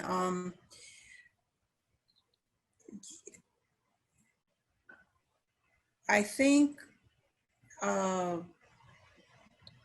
in terms of the absence of space for those who are marginalized, this is the right time to remove marginalization. We've hit a peak in this country, not only politically, but emotionally, mentally, and spiritually, where there's nowhere else to go. We have been pushed to the ocean. And if you don't know how to swim, you're going to drown. So to have a platform, even just like what we're sitting on today, is the beginning of empowering the marginalized. I work in diversity initiatives at Fordham University. It is a battle because I work in what I call a predominantly white Catholic institution who is always professing diversity and inclusion. But then when we approach those problems and we bring it to the forefront, there's the administrative politics that happens that makes things not happen. But what we have today that didn't exist when I was coming up 30, 40 years ago is the existence of all these platforms to have a voice. I didn't have this when I was in my teens or in my 20s.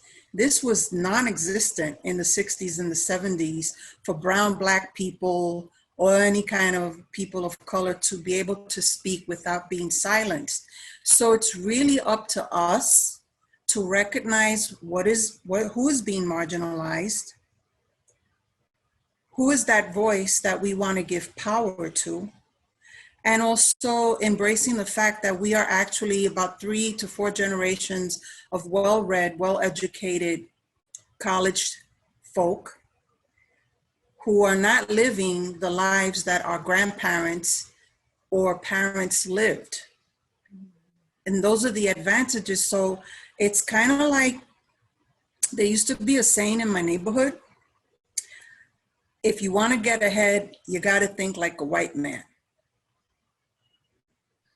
Yeah, that there was nothing was politically correct back then, okay?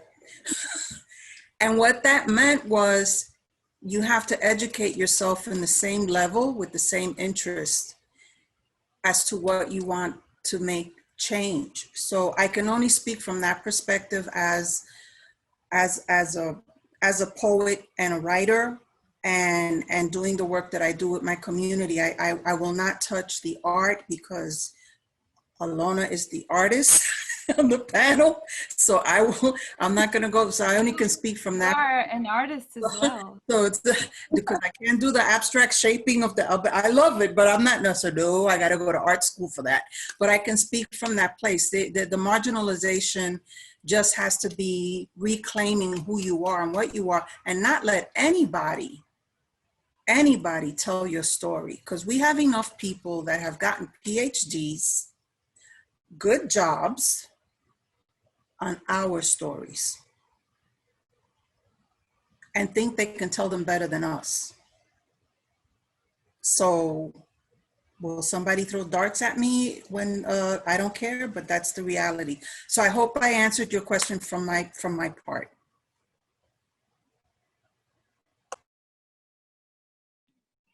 I love that, Maria. So I'll do my best to answer what I think the question is getting at. So with the 5 Boro Story Project, the main thing that I'm doing is creating spaces for people to tell their stories. And I guess sometimes when I explain it to people, like what the 5 Boro Story Project is, that it's, producing live storytelling events, people be like, oh, it's like the Moth. And I'm like, kind of, because those are both live storytelling events, but the Moth is like a competition. People are competing to be the best storyteller, and they're very polished, and like celebrities compete in it. And with the 5 Boro Story Project, when I am curating them and like inviting people to be storytellers, I am not thinking about like who would win a storytelling contest. I'm not thinking about who is the best storyteller. I'm thinking about who has the best story to tell, who has something important to say about their neighborhood. And so it's a mix of like, some professional artists, professional poets, and then also people who have never like told a story publicly before. Whenever I meet people, I'll ask them like, what neighborhood are you from? And like, I'm always like on the lookout for people who love their neighborhoods and like have something to say about it. And so I just like meet a lot of interesting people who love their neighborhoods. And I gravitate towards like getting those people to share their stories on the 5 Boro Story Project platform. Yeah.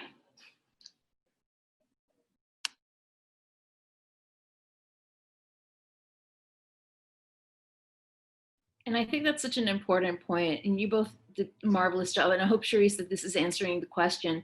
I think it's so important to take the pressure off of, you know, being this polished storyteller, like in this age of like social media and image making, like it all has to be perfect. And there's just something really true about something that's honest and raw, and celebrating stories that have that perspective to say, you can't articulate it that well until you've put it out there.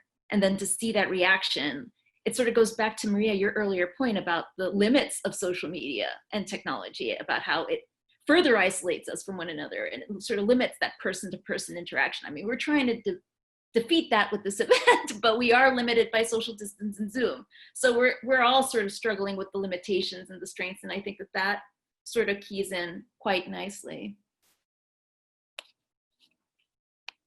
And I'm going to, if no one else has anything to chime in, I'm going to ask Natalie Diaz, who's one of our attendees, had a question for the panel. She said, basically her question was, if I could scroll up, let's see, she had entered it in the Q&A feature, so bear with me one moment while I locate that question. Can anyone speak about the role of women-centered spaces as moments to address complexities of race among women? And I feel like some of that has already been talked about, but I think that there's still a lot more to tease out about that, certainly. So I want to hand it over to the panel to see who would want to take a stab at answering that, or sharing your reflections or comments on that.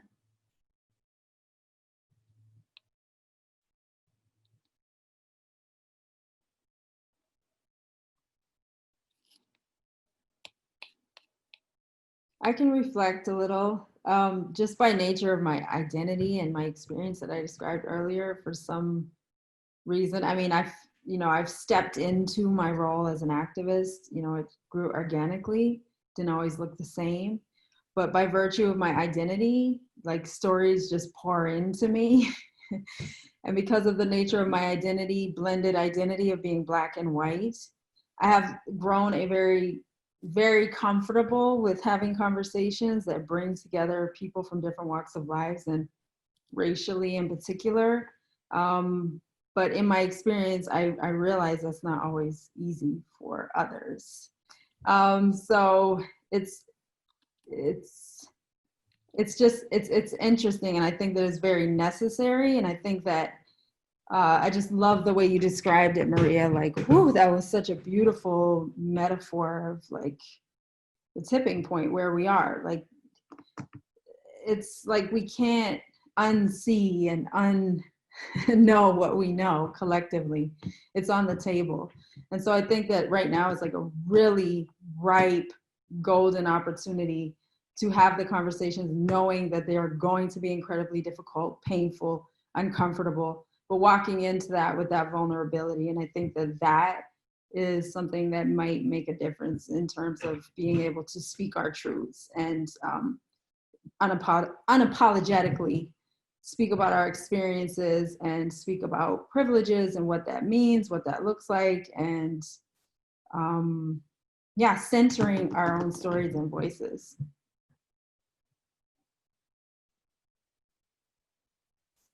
Any other thoughts?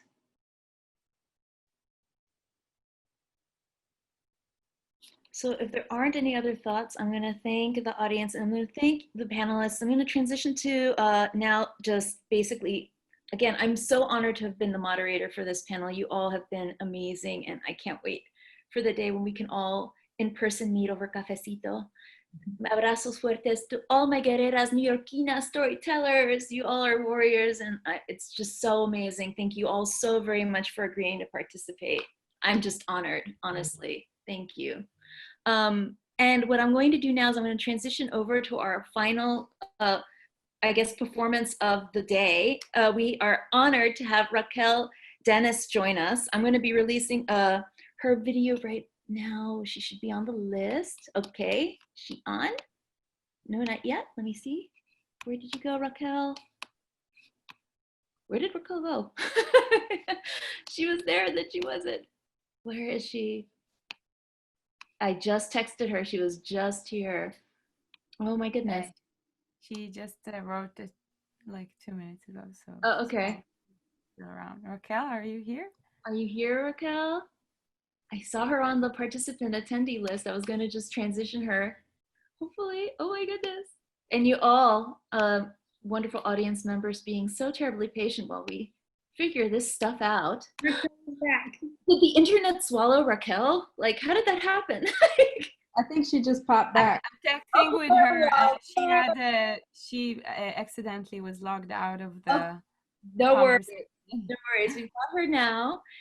And what I'm going to do is, again, thank all my panelists. I'm going to start, I guess we'll just sort of give the video over to Raquel. Raquel, I'm going to do a brief bio, introduce you to the group. Raquel Dennis is a poet, teaching artist, and musician from Phoenix, Arizona. She received her undergraduate degree from ASU in English Literature Creative Writing Program, where she studied poetry. And Raquel writes about her life as an Afro-Latina in Arizona and the experiences her community faces. And she is now, let me know if this status update is still current, whether you're in the process of still putting out your first EP as a musician, is that right? You're on mute. Yes, that is the case, yes. Wonderful, wonderful. So we're so honored to have you perform with us. I'm going to ask my panelists to turn off their videos and give Raquel the floor, the virtual Zoom floor. Thank you so much.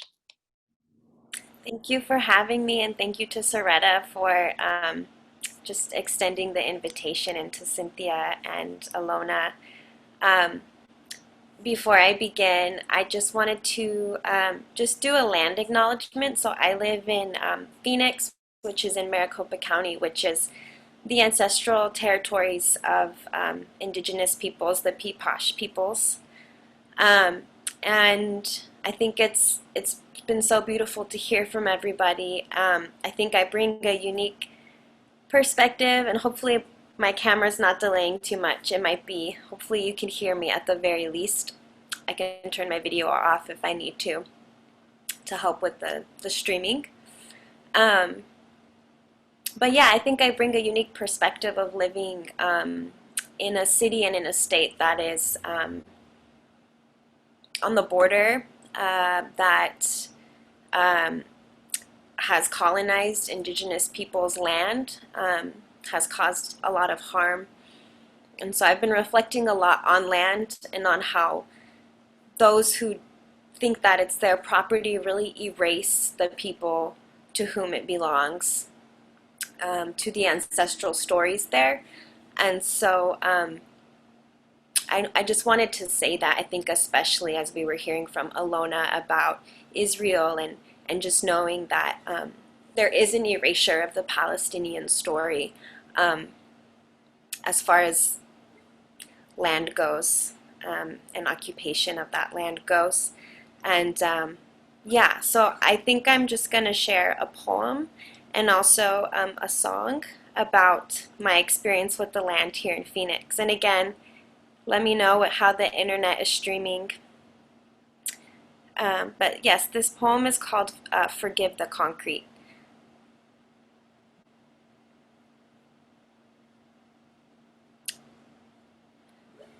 Forgive the concrete and its heat swells, the asphalt, the rubber pounding, the reflective glare, our hands made harsh by pouring, drilling liquid rock onto soil, sun-glistened corn, mesquite seed, and creosote.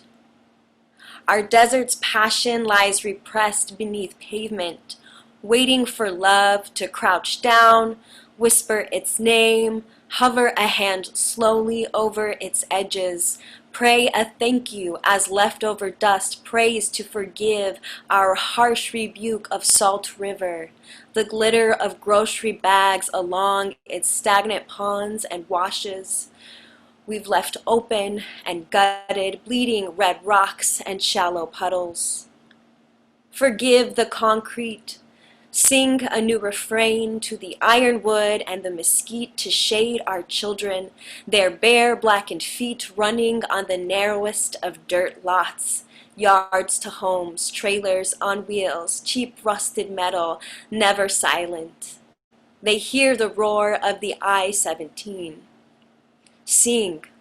Hum louder than the cars roaring, hum like the cicadas mmming. Sing over the gentrifying thieves, overwhelm the government mouthpieces, overwhelm their shouts, their land beautification, green money, greedy bulldozers, and vitalist theory. Sing until an empty lot calls back, until it sings in chorus with our land's cacophony, touching its voice, its earth with our hands. With permission, slide your fingers into the ground between the rock and sand. Loosen its soil, go from shallow to deep. Enter the earth with a gentle sprout or seed. Watch the poverty rise with tepary beans, pear tomatoes, and moringa trees. Call on the Palo Verde from the planters. Hear her sing back to her friends, the yerba buena, the manzanilla, who need her cooling blossoms, who need her calming conversation with the rising heat. Gracias a todos for listening to that poem. In Phoenix, heat is already a reality for us, and it's becoming even more clear that that it's an oppressive force, and that we're really feeling it over here. I'm going to share a song about the monsoon. Again, I feel really grateful to be in this space, and I'm glad that we were talking about the elements. And this song is about this very special time in Phoenix when, after months and months and months of dry, scorching, oppressive heat, the rain comes, and it comes with force, and it comes with violence, and it comes with shaking. And I think living here reminds me that sometimes the path of nourishment is a hard one, and it is a disruptive one. And I think as women who are creating circles, I think we need to be acknowledging as we pursue healing, just acknowledging maybe more with more tension some of the harm that we've caused each other from our respective communities, and especially to the original peoples of this land and Black women. And so anyways, I want to share this song with you about water and about the rain. And hopefully you can hear the guitar. And if not, please let me know.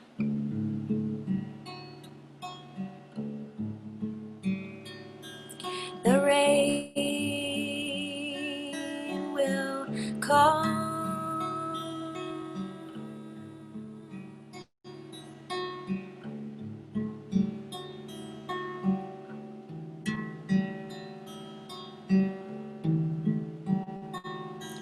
to put us in our place, the dust from which we came. The rain has come.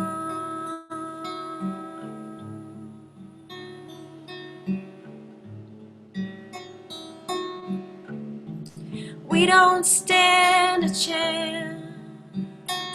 We're running from the land.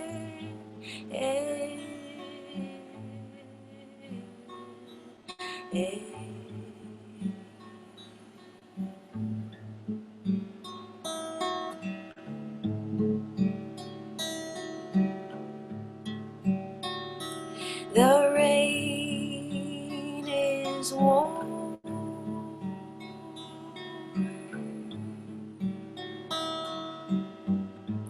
On my arm. It runs the mud, red, red blood.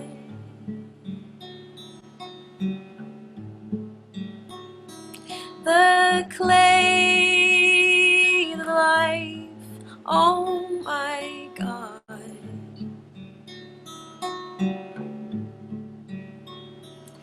The clay, the life, oh my God.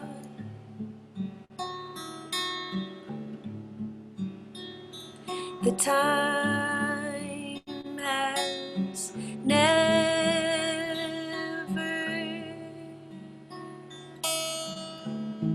been so long without I miss the sound.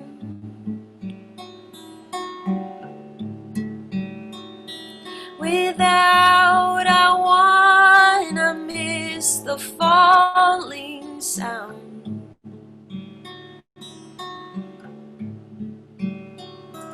The rain, she knows exactly what we need. A storm, a dust of all the things.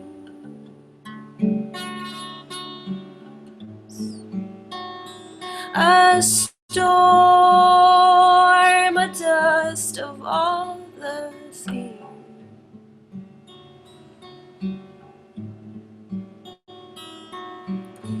We're the last ones to stand against the storm. We're the desert, we're the stubborn, we're the thorn. But the rain knows the need, a storm of everything.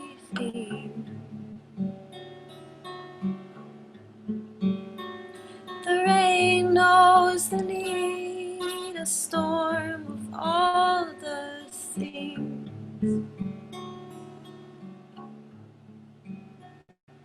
It knows the need, a storm of all the things.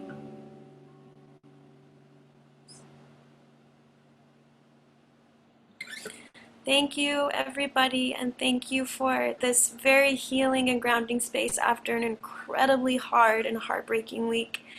Thank you to Alona and to Cynthia and to Saretta and for all of the performers and panelists. You really touched my heart, and I'm just so deeply thankful for this space. So thank you. Thank you. That was absolutely beautiful, Raquel. Thank you so much. Thank you.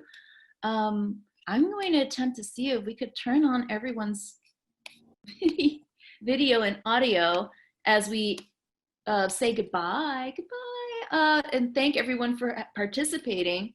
Let's see, allow, no, that's not the one. Help me out. Oh, here we are. Got it.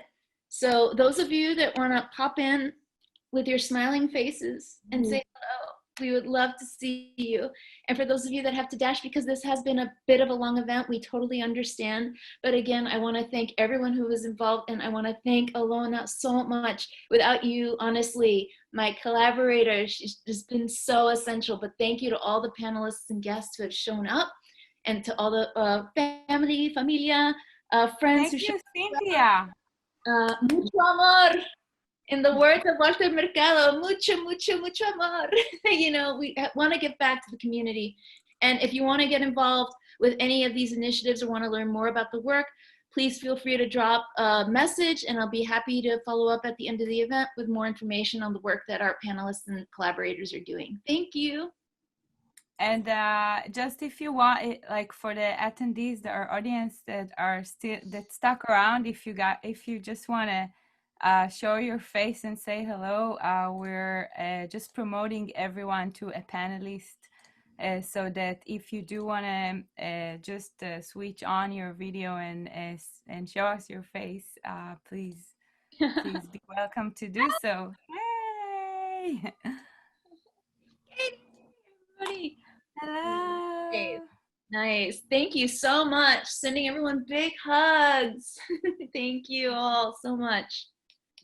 And Raquel, honestly, girl, I'm following you on SoundCloud or whatever. You tell me when that single drops, I will be there to purchase it. Purchase it. Thank you. Thank you so much. Thank you all.